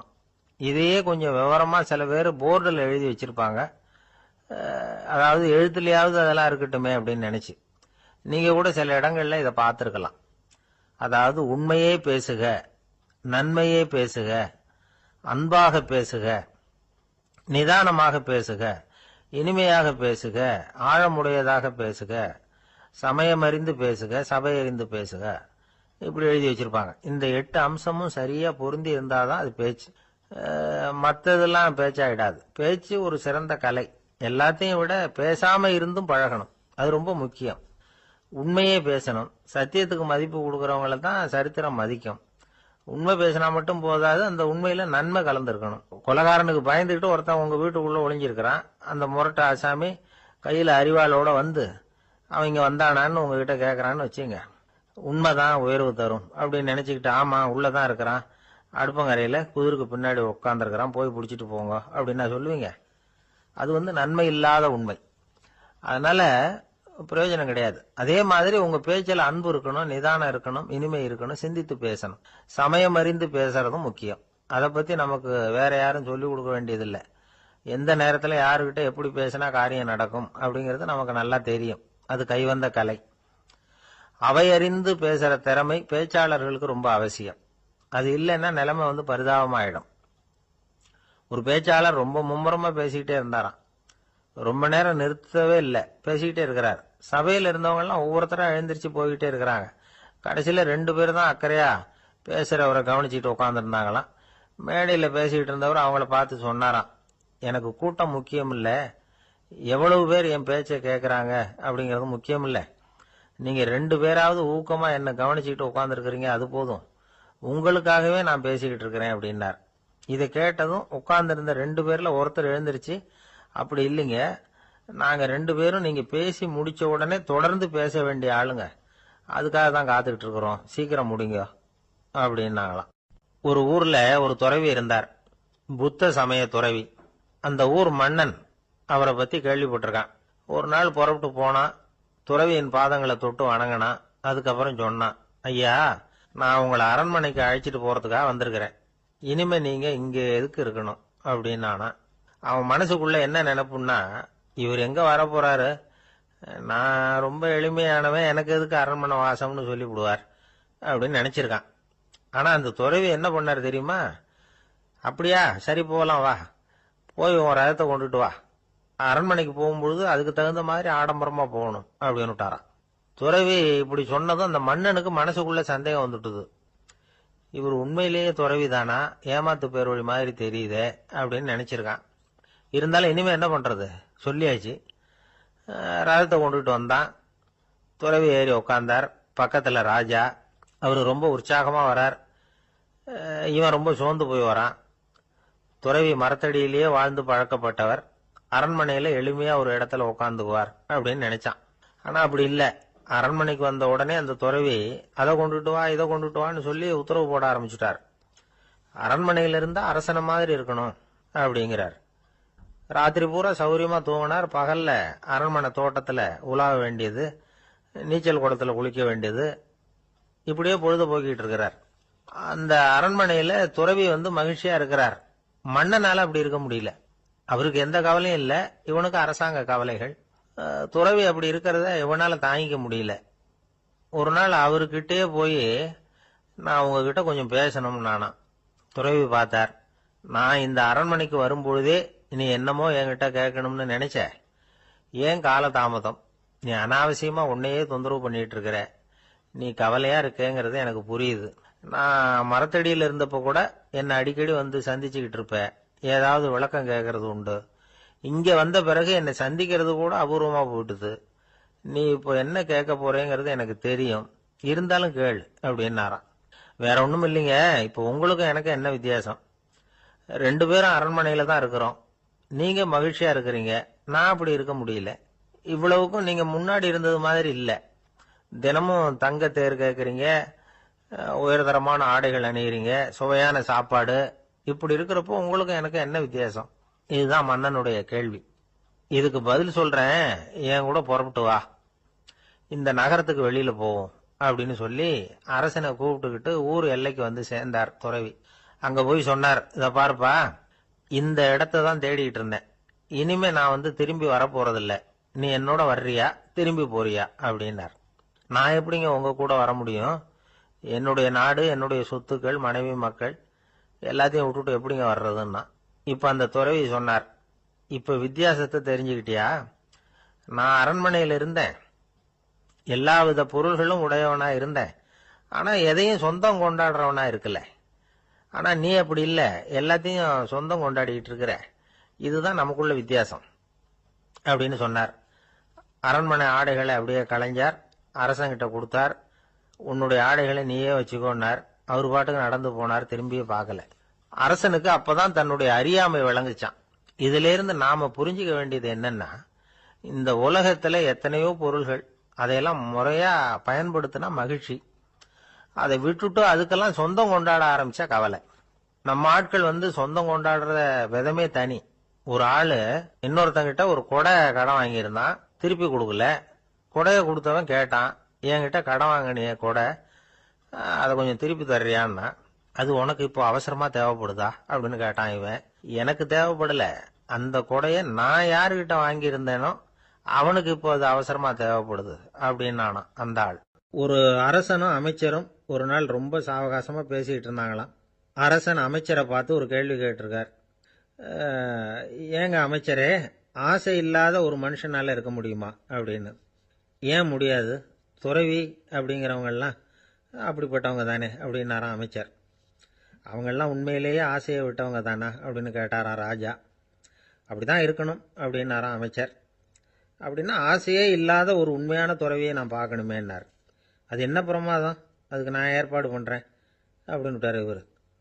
சொல்லிவிட்டு உடனே புறப்பட்டு போனார். அங்கங்கே தேடினார். அப்புறம் தான் அவருக்கு புரிஞ்சுது உண்மை துறவியை கண்டுபிடிக்கிறது எவ்வளவு கஷ்டமான காரியம்னு.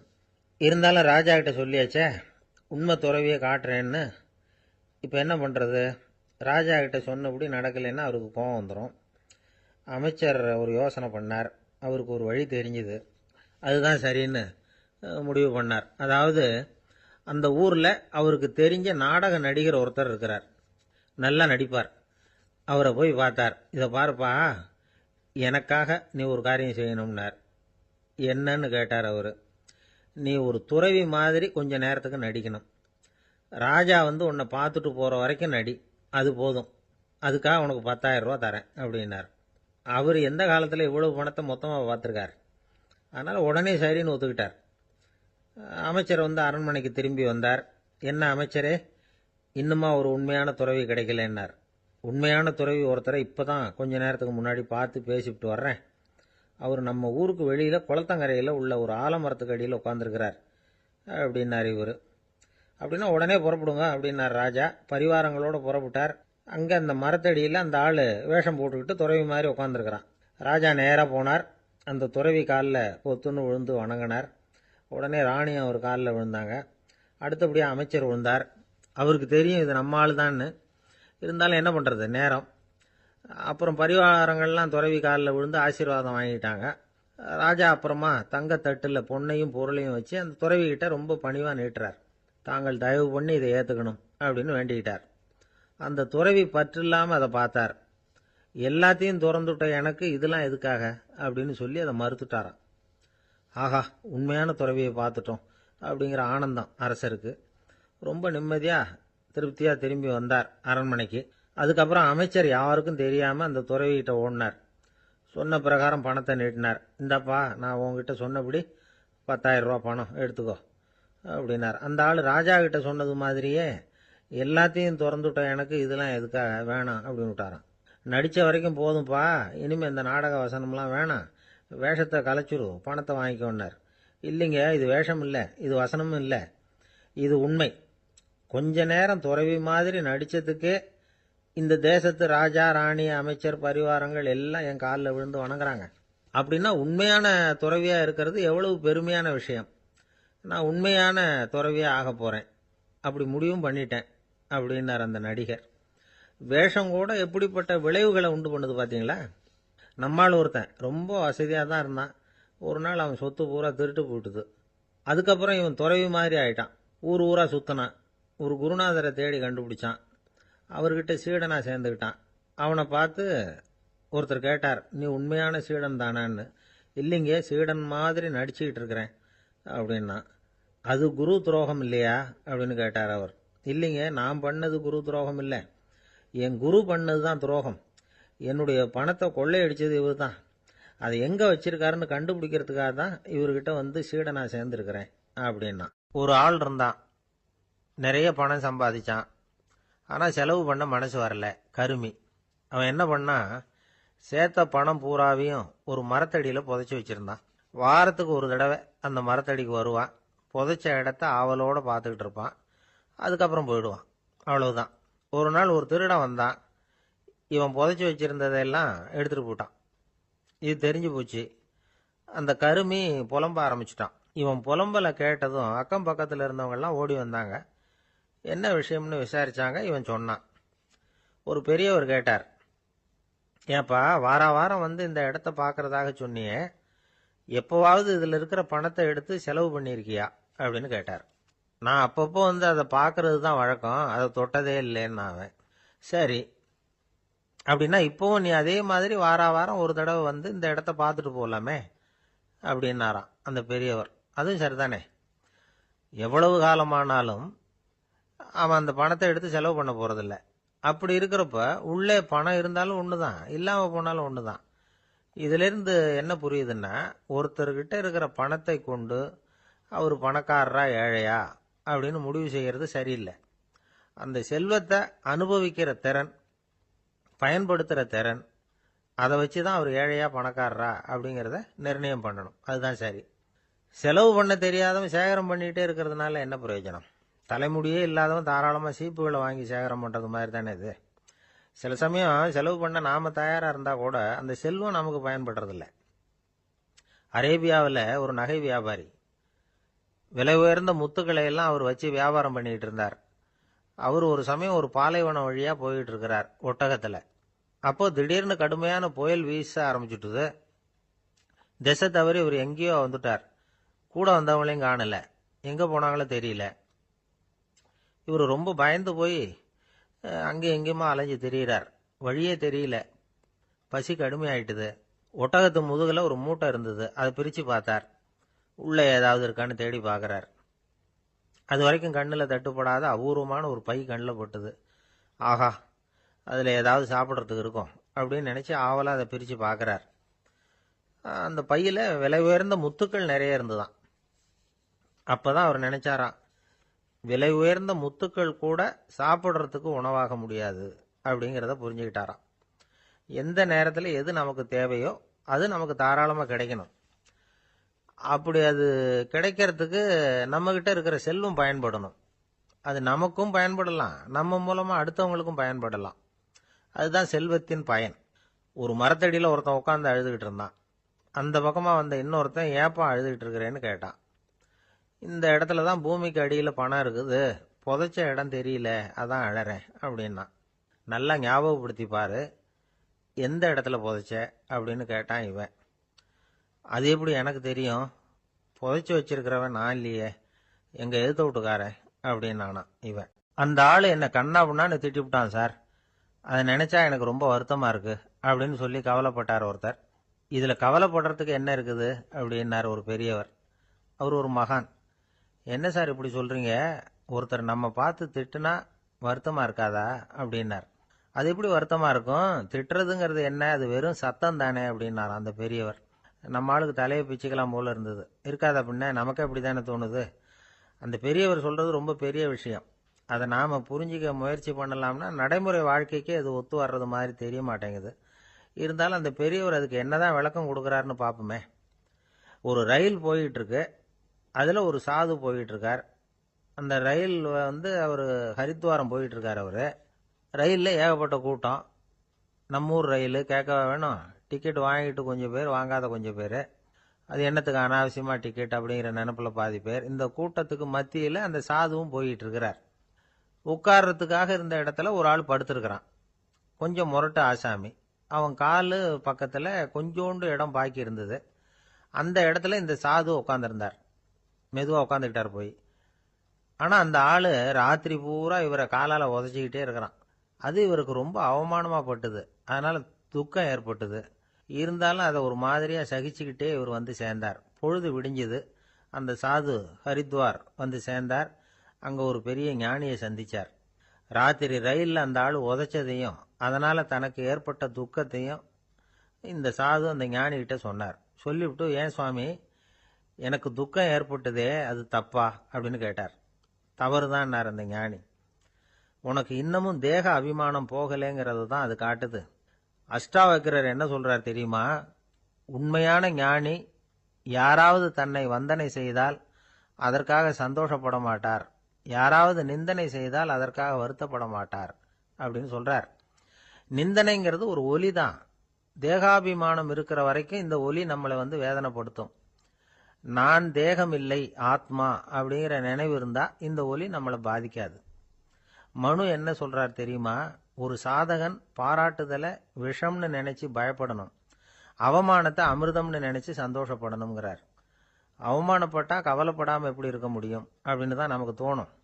அதனாலதான் நம்மள யாரும் இதுக்கு உதாரணமா யாரையும் காட்ட முடியல. புத்தரையும் கபீரையும் உதாரணமா காட்டுறாங்க. அவங்களுக்கெல்லாம் அவமானம் ஏற்பட்டப்போ கவலையே படலையாம். புத்தரை அவமானப்படுத்தணுங்கிறதுக்காக கௌசாம்பி ராணி ஒரு இளம் பெண்ணை கொலை பண்ணி சடலத்தை புத்தர் குடிசைக்கு முன்னாடி போட சொன்னார். போட்டாங்க. புத்தர் தான் அந்த பொண்ணை கெடுத்து கொலை பண்ணி விட்டாருன்னு எல்லாரும் நினைச்சாங்க. ஆனா புத்தர் இதை பத்தி கவலையே படல. அப்புறமா உண்மை தெரிஞ்சதும் புத்தர் புகழ் இன்னும் அதிகமாயிட்டு. ஒரு பெரிய சபையில ஒரு மோசமான பொண்ணு நுழைஞ்சி தனக்கும் கபீருக்கும் சம்பந்தம் உண்டுன்னு சொன்னா கபீர் கவலைப்படல. அவங்க மாதிரியெல்லாம் நாமளும் இருக்க கத்துக்கணும். நிந்தனை, அபகீர்த்தி, அவமானம் எல்லாம் ஆண்டவன் கொடுக்கிற பிரசாதம்னு நினைக்கணும் அப்படின்னு சொல்றார் அந்த ஞானி. இதை கேட்ட இந்த காலத்து ஆசாமி ஒருத்தர், நான் கூட அப்படிதான் சார், யாராவது அவமானப்படுத்தினா கவலைப்பட மாட்டேன். நேத்து கூட ஒருத்தர் என்ன பலார்னு அரைஞ்சுட்டார், நான் கொஞ்சம் கூட கவலைப்படலை, பேசாம வந்துட்டேன்னார். ஏன் அப்படி வந்துட்டீங்க அப்படின்னு. அவர் அரைஞ்சதுலேயும் ஒரு அர்த்தம் இருந்தது, அதனால தான் அப்படி வந்துட்டேன்னார்.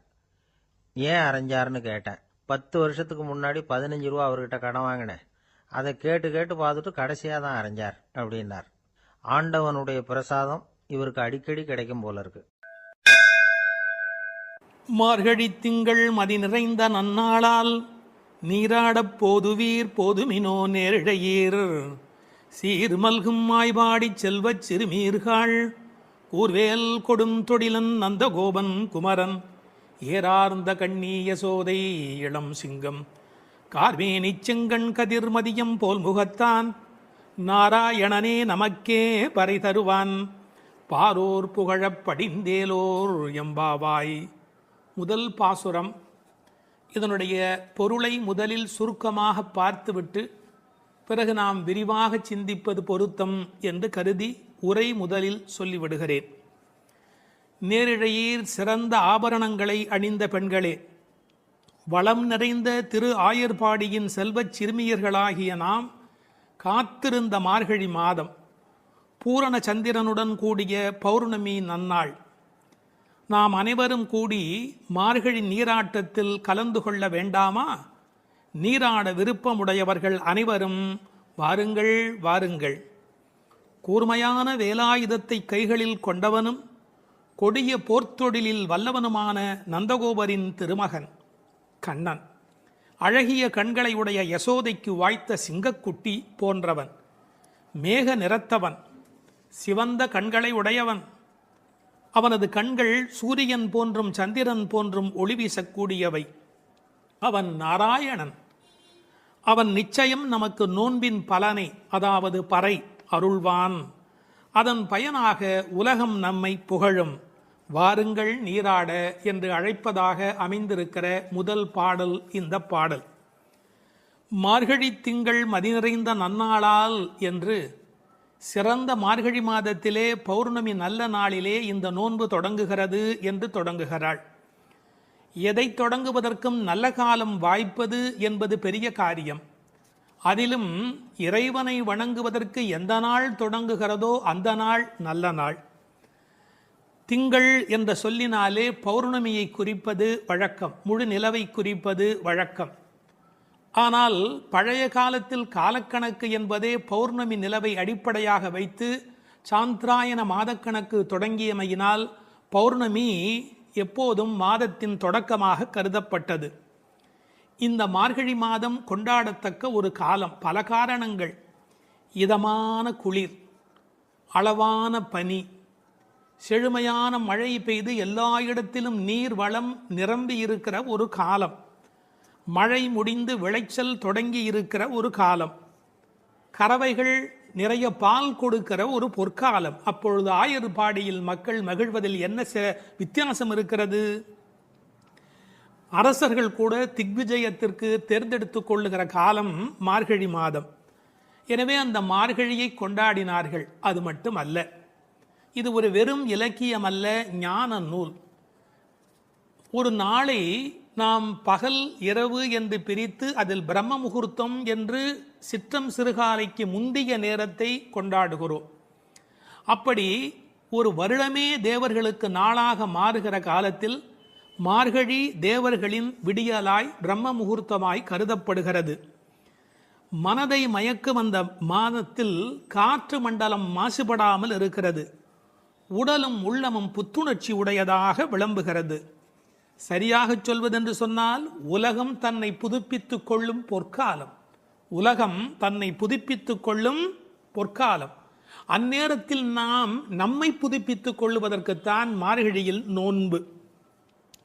மார்கழி திங்கள் மதி நிறைந்த நன்னாளால் மார்கழியை மனிதர்கள் மட்டும் கொண்டாடுவதில்லை.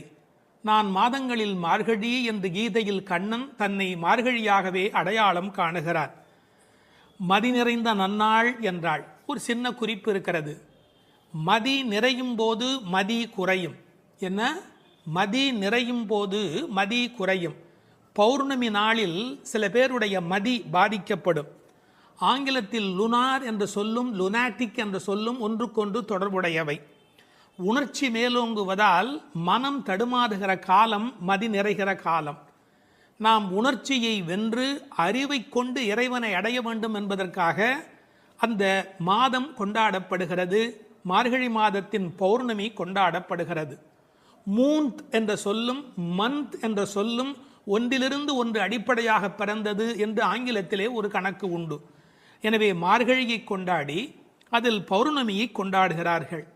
ஒரு பெரிய அழகு, இவர்கள் நாள் பார்த்து தொடங்கினார்களோ இல்லையோ, நல்லது தொடங்கும் போது நாள் தானே வாய்க்கிறது. கோல் விழுக்காட்டிலே விழுந்தாற் போலே என்று உரை எழுதுவார்கள். தெருக்களை அடைத்த ஒரு கோலம். வீட்டு வாசல் முகம் கழுவி சாணி தன் தலையில் ஒரு பரங்கிப்பூ கிரீடத்தை வைத்திருக்கிற அருமையான வேளை. புதுமணல் பூத்த ஆற்று வெளியில் நிலவின் தகதகப்பில் கருப்பு கண்ணனுடன் கைகோர்த்து கோபிகைகள் குறவை கூத்தாடி அந்த புண்ணிய பொழுது. அந்த பொழுதை நினைத்து ஸ்ரீமத் பாகவதத்தில் பேசப்படுகிற அந்த காலகட்டத்தை நினைத்து இந்த பெண்கள் அந்த காலத்தை கொண்டாடினார்கள். நீராட போதுவீர் போதுமினோ. இறைவனை வணங்குவதற்கு எந்த தகுதியும் தேவையில்லை. வருகிற விருப்பம் ஒன்று மட்டும் போதும். அதைத்தான் போதுவீர் போதுமினோ என்ற வார்த்தையினால் சொன்னாள். போகிறவர்களை போகவிட்டு அவர்கள் புற அழகு பார்த்திருக்கிறாள். மற்ற இடங்களில் போட்டி இருக்கலாம். கடவுளை தரிசிப்பதில் மனிதனுக்குள் போட்டி இருக்கக்கூடாது, பொறாமை இருக்கக்கூடாது. இந்த உலகத்தில் தின்பண்டங்களை கூட பங்கிட்டு உண்ண வேண்டும் என்று நினைக்கிற போது கண்ணனோடு செய்கின்ற கலவியினை கண்ணனோடு கலந்து பழகுகிற வாய்ப்பை எல்லோரும் சேர்ந்து பருகிக் கொள்ள வேண்டும் என்பதால் தான் போதுவீர் போதுமினோ என்று சொல்கிறாள். நீராட என்பது ஆற்றில் குளத்தில் ஆடுதல் மட்டும் அல்ல, அவன் குணக்கடலில் குளித்தல். குணக்கடலில் குளித்தல். அதனால்தான் அடியார்களோடு போக வேண்டும் என்று அழைத்து கொண்டு போகிறாள். எங்கு போவதாக இருந்தாலும் விவரம் தெரிந்தவர்களுடன் போக வேண்டும் என்பதால் விவரம் தெரிந்த பழைய அடியார்களோடு போக வேண்டும் என்று நினைக்கிறாள். இன்னொரு குறிப்பு, கடவுளை கலத்தல் என்பது குளிப்பதை போல் சுலபமானது. அதனால்தான் நீராடப் போதுவீர். எனவே குளிக்க, கடவுளோடு கலக்க, என்றைக்கும் நிலைக்க, கலவி இன்பத்தில் கோபிகைகள் கண்ட அனுபவத்தை சுவைக்க, எல்லாம் சேர்ந்து நீராடப் போதுவீர் என்ற வார்த்தைக்குள் விளங்குகிறது. சில பேருக்கு குளித்தல் உடல் நனைத்தல், சிலருக்கோ அது கழுவுதல், சிலருக்கு அது தெளித்துக் கொள்ளுதல். சிலர்தான் உண்மையில் குளிக்கிறார்கள். குளித்தல் என்ற சொல் எப்படி பிறந்ததென்றால், குளிர்தல் ஏற்பட்டால் மட்டுமே அது குளித்தல்.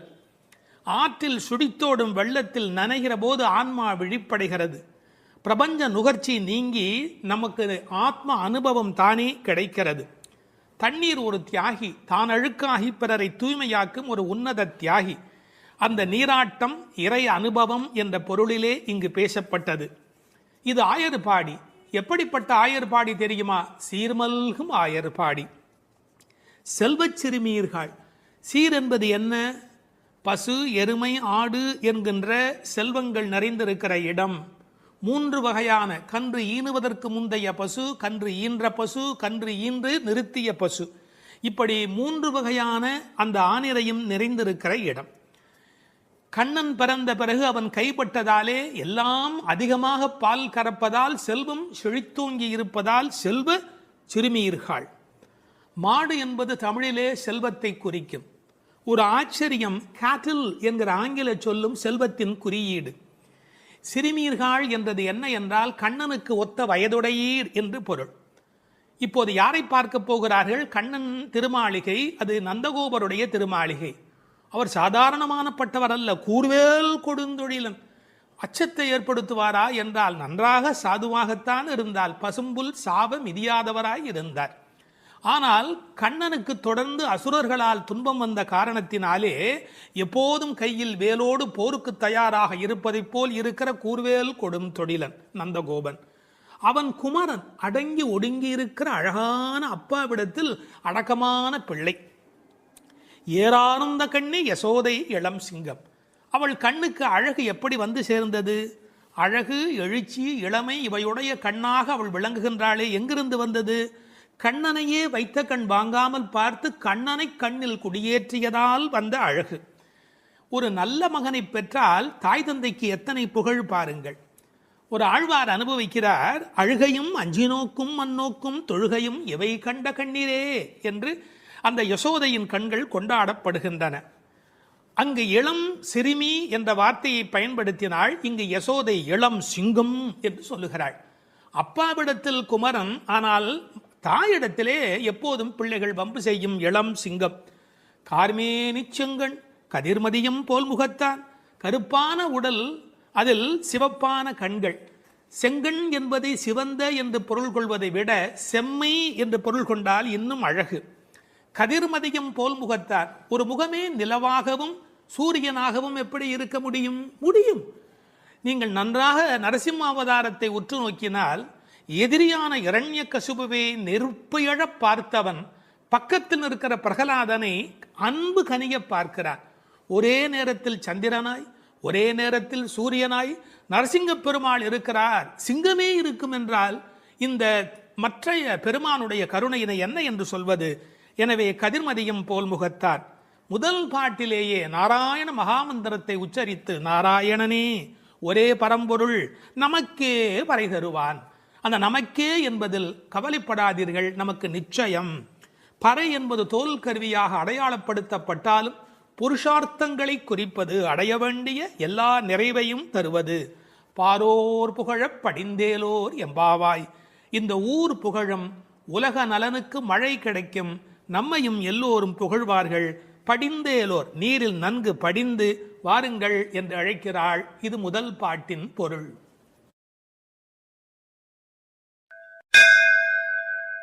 செய்ய வேண்டியவற்றையும் விலக்க வேண்டியவற்றையும் சொல்லுகிற 2ஆம் பாடல்.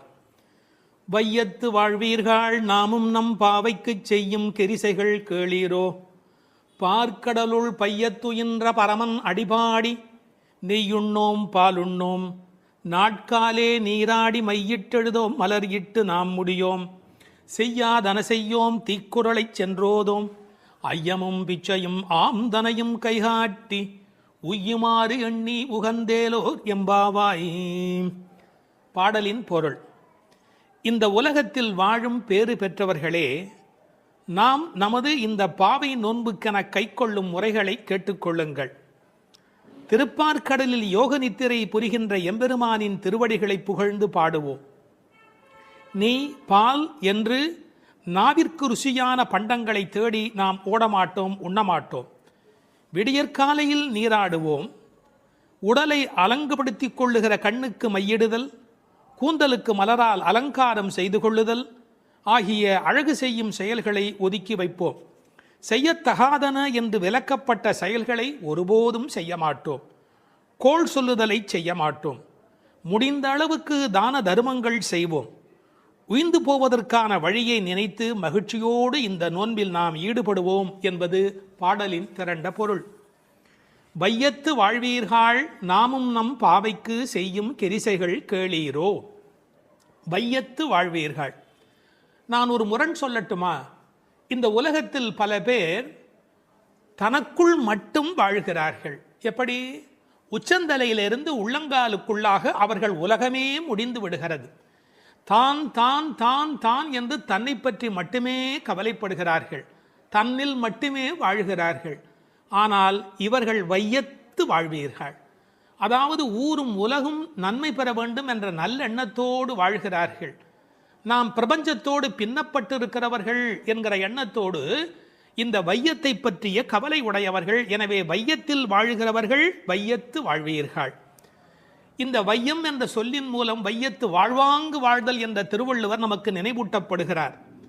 இதில் பாவை நோன்புக்குரிய கிரியைகள் இந்த பாடலில் பேசப்படுகின்றன. ஒரு லீடர்ஷிப் குவாலிட்டி என்கிற தலைமை பண்பு டூஸ் அண்ட் டோன்ட்ஸ் என்ன என்பதை தன்னை பின்பற்றி வருகிறவர்களுக்கு தெளிவாக விளக்கிவிட வேண்டும். இந்த வையம் ஏன் பெருமையுடையது தெரியுமா? வைகுந்தத்திலே இருக்கிற பெருமான் கூட அங்கில்லாத ஒரு ஒளியோடு இந்த பூமிக்கு வந்து மக்களுக்கு அருள் புரிந்து கொண்டு இருக்கிறார். எனவே இந்த வையம் சிறப்புடையது. இந்த வையத்து வாழுகின்ற இளம் பெண்களே, நாம் நம் பாவைக்கு, இந்த பாவை நோன்புக்கு மண்ணிலே ஒரு பாவை பிம்பத்தை பிடித்து அதற்கு இந்த நோன்பு நடத்துவதாலே இதற்கு பாவை நோன்பு என்று பெயர் வந்தது. நாமும் நம் பாவைக்கு இந்த நோன்பிலே நாம் செய்யும் கிரிசைகள் கேளீரோ. ஏன் வையத்தை வாழ்த்துகிறாள்? ஆயர்பாடியிலே வயது போனவர்கள் எல்லாம் கிருஷ்ணனோடு சேர ஒட்டாதபடி அப்போது தடுத்திருந்தார்கள்.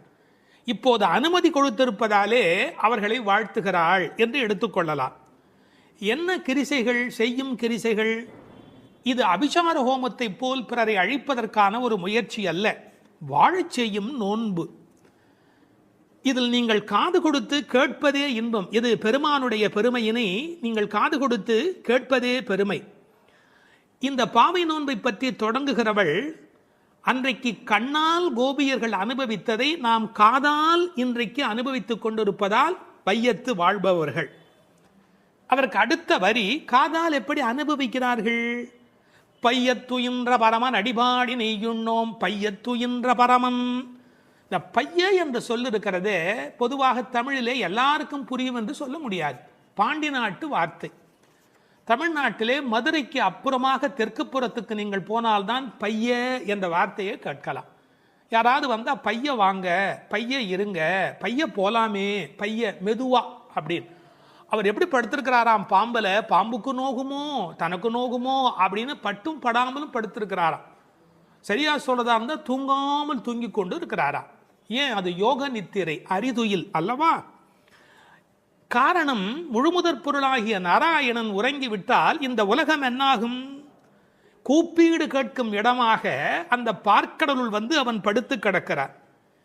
பின்னாலே சொல்ல போகிற பல விஷயங்கள் முக்கியம் என்றாலும் கூட இந்த பாம்பேடில் படுத்திருப்பது என்பது ஒரு தனித்த சிறப்பு. ஆழ்வார்கள் அனுபவித்த ஒரு திருக்கோலம். கிடந்ததோர் கிடக்கை கண்டும் எங்கனம் மறந்து வாழ்கேன். தொண்டரடி பொடியாழ்வார் சொல்கிறார், ஆஹா, இப்படி படுத்திருக்கிற இந்த காட்சி, அரங்கனுடைய காட்சியை நான் எங்கே போய் வேறு இடத்திலே பார்ப்பேன்? தூங்காமல் தூங்கிக் கொண்டிருக்கிறார். உறங்குவான் போல் யோகு செய்த பெருமான். அவன் அடி பாடி, இதுதான் நூலின் பயனே, பரமனுடைய அடியினை பாடி. இதை எப்படி விளக்குகிறாள்? பின்னாலே சொல்லுகிறாள், பொற்றாமரை அடி போற்றும் பொருள் கேளாய் என்று பேசுகிறாள். நீங்கள் என்னென்ன பாடல், யார் யார் எப்படி பாடுகிறார்கள் என்று பார்த்தால், இது பாடுதல் என்பதற்கு உரிய வார்த்தைகள் அவள் பயன்படுத்தி காட்டுகிறாள். உத்தமன் பேர் பாடி, வாயினால் பாடி, கேசவனை பாடவும். நான் பின்னால் வருகிற பாடல் வரிகளையும் சொல்லிக்கொண்டே வருகிறேன், கவனமாக கேளுங்கள். உத்தமன் பேர் பாடி, வாயினால் பாடி, கேசவனை பாடவும், பாடிப்பறை கொண்டு முகில்வண்ணன் பேர் பாட, வனத்துக்கு இனியானை பாடவும், கீர்த்திமை பாடி, பங்கைய கண்ணனை பாடேலோர் எம்பாவாய், மாயனை பாடேலோர் எம்பாவாய், துயில் எழப் பாடுவான். உன் மைத்துனன் பேர் பாட, திருத்தக்க செல்வமும் சேவகமும் யாம் பாடி, கோவிந்தா உன் தன்னை இப்படி எத்தனை இடங்கள்ல இந்த திருப்பாவையில மட்டுமே பாடி என்கிற வார்த்தை வருகிறது. எனவே நோக்கமே பையத்துயின்ற பரமன் அடிபாடி, நெய்யுண்ணோம் பாலுண்ணோம். ரொம்ப அழகான ஒரு வார்த்தை. ஆயர்பாடியிலே எங்கு போனாலும் செழித்து கிடப்பது நெய்யும் பாலும். அதை உண்ண மாட்டோம் என்று சொன்னால் விரத காலங்களில் இவற்றை உண்ணுவதில்லை என்பது வெளிப்படையான பொருள்.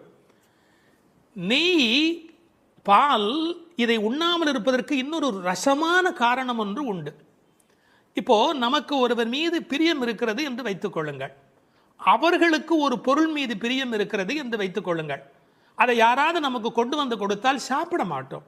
ஏன்? நாம் ரொம்ப நேசிக்கிற ஒரு குழந்தை, அதற்கு அல்வா பிடிக்கும், அல்வா கொண்டாந்து கொடுத்தா என்ன சொல்லுவோம்? என் பேரனுக்கு பிடிக்குமே, நான் எப்படி சாப்பிட்றது, வரட்டும் வரட்டும், இப்போ வரட்டும், வந்ததுக்கு அப்புறம் அவனுக்கு கொடுக்கலாம். இந்த நெய்யும் பாலும் கண்ணனுக்கு பிடிக்கும், கண்ணனை இவர்களுக்கு பிடிக்கும், தனக்கு பிடித்த கண்ணனுக்கு பிடித்த நெய்யும் பாலும் அவனுக்கு, அதனால் நெய்யுண்ணோம் பாலுண்ணோம் என்ற ஒரு அனுபவத்தையும் நாம் பார்க்கலாம். தமிழிலே நெய்யும் பாலும் உண்ணுதல் என்று சொல்வார்களா? பருகுதல், தின்னுதல், உண்ணுதல், நக்குதல் என்று சொல்லுண்டு. அதில் நெய் பருகுதல், அதை விட்டு யாரும் நெய் குடியோம் பால் குடியோம் என்று எழுதியிருக்க வேணும். ஆனால் உண்ணோம் என்று சொல்லுகிறார்களே, அதற்கு உரை எழுதியவர்கள் சொன்னார்கள், இவர்களுக்கு என்ன தமிழ் இலக்கண இலக்கியம் தெரியும், ஆயர்பாடியிலே வாழுகிற பெண் அல்லவா, எனவே அந்த குலத்திற்கு ஏற்ப பேசிவிட்டார்கள் என்று ஒரு நயம் சொன்னார்கள். ஆனால் இன்னொரு சிறப்பு இருக்கிறது. உண்ணோம் என்று சொன்னால் நம்மூரிலே வேண்டுமானால் பாலும் நெய்யும் தண்ணீராக இருக்கலாம், ஆயர்பாடியில் கொழுத்து செழித்த காரணத்தால் அது உண்ணத்தகுந்த அளவுக்கு கெட்டியாக இருக்கிறது என்று கொள்ளலாம். இப்படி இவற்றை செய்ய மாட்டோம், நெய்யுண்ணோம் பாலுண்ணோம், நாட்காலே நீராடி மையிட்டு எழுதோம் மலர்கிட்டு நாம் முடியும். உடலுக்கு ஒப்பனை செய்து கொள்வது என்பது உலக நன்மைக்காக, உலக வாழ்வுக்காக. அத்தகைய காரியங்களை நாங்கள் செய்ய மாட்டோம். காரணம், இது உள்ளத்தை அலங்காரம் செய்கிற காலம். புறம் சுவர் கோலம் செய்து என்று தொண்டரடி பொடியாழ்வார் சொல்வார். இந்த வெளியில் வேஷம் போட்டு எவ்வளவு காலம் இந்த உடம்பையே பாதுகாப்பது? அதனால் விரத காலத்தில் இத்தகைய கவர்ச்சிகளை எல்லாம் விட்டுவிட்டு, ஏனென்றால் அலங்காரம் செய்து கொண்டால் பிறரது கவனம் நம்மீது குவியும், அது அவர்களது வழிபாட்டை குறைக்கும். அதனால் மையிட்டு எழுதோம் மலரிட்டு நாம் முடியும். வாசனை பூ கூட வைப்பது இல்லை. அதில் இன்னொரு பொருள் இருக்கிறது. மலரிட்டு நாம் முடியோம் என்றால் காதலில் கண்ணன் வந்து முடித்து விட வேண்டுமே ஒழிய நாங்களாகவே பூ வைத்துக் கொள்வதா? நாம் முடியும் என்று கூட ஒரு பாவனையில் அர்த்தம் சொல்லலாம். செய்யாதன செய்யும், செய்யக்கூடாத காரியங்களை நாங்கள் செய்ய மாட்டோம், பெரியோர்களால் விலக்கப்பட்ட காரியங்களை. நமக்கு மற்றவர் என்ன செய்யக்கூடாது என்று நினைக்கிறோமோ அதை நாம் மற்றவருக்கு செய்யக்கூடாது. என்ன முக்கியம் தெரியுமா? தூய உள்ளமின்றி செய்யும் வழிபாடுகள் பயனற்றவை. கோள் மூட்டுதல், தீக்குறளை சென்று ஓதோம், பிறருக்கு தீங்கு செய்வது என்பது கொடுமையில் மிகப்பெரிய கொடுமை. கோள் சொல்லுதல் என்பது சப்தமில்லாமல் கடிக்கிற ஒரு பாம்பு போலே. கற்களால் ஒருவனை காயப்படுத்துவதை காட்டிலும் சொற்களால் காயப்படுத்துவது மன்னிக்க முடியாதது என்கிறார் திருவள்ளுவர். உயிரை மாய்ப்பதை விட ஒருவன் பெருமையை மாய்ப்பது பாவத்தில் பெரிய பாவம். எனவே தீக்குறளை சென்று ஓதோம். ஐயமும் பிக்ஷையும் ஆம்தனையும் கைகாட்டி. ஐயம் பிக்ஷை என்பது பிரம்மச்சாரிகளுக்கும் சன்னியாசிகளுக்கும் கொடுக்கிற அந்த பொருள் பிக்ஷை. ஐயம் என்பது இல்லறத்தாரும் பசித்து வருகிற போது கொடுப்பது. கேட்டவன் என்ன தகுதியில் இருக்கிறானோ அதற்கு ஏற்ப நாம் கொடுக்க வேண்டும். திருவள்ளுவர் செல்விருந்தோம்பி வருவிருந்து என்று ஒரு வார்த்தை எழுதுவார். செல்விருந்து என்றால் கேட்காமல் போகிறவன், அவனுக்கும் கொடுக்க வேண்டும். வருவிருந்து கேட்டு வருகிறவன். அப்படி ஐயமும் இட வேண்டும், பிக்ஷையும் இட வேண்டும். இதுபோல் கொடுக்கிற விஷயத்தில் பிறரை ஏவக்கூடாது, நாம் நம்முடைய கைகளாலே செய்ய வேண்டும். சில வீட்டில் தானம் போடுகிற போது குழந்தை கையில் கொடுத்து அரிசி போட சொல்வார்கள், கொஞ்சமாக போகுமே என்ற ஒரு எண்ணத்தினாலே. எனவே ஆம்தனையும் கைகாட்டி எவ்வளவு முடியுமோ அவ்வளவு நாம் இந்த உலகத்தில் கொடுப்பதற்கு கடமைப்பட்டிருக்கிறோம். இந்த உலகத்தில் கடவுள் செல்வத்தை உருவாக்கினார், மனிதன் வறுமையை உருவாக்கினான். எனவே கட்டாயத்தால் தருவதை தாண்டி கருணையினால் தருவதுதான் நோன்பினுடைய முழு பயனாக அமைய முடியும். ஐயமும் பிக்ஷையும் ஆம்தனையும் கைகாட்டி உய்யுமாறு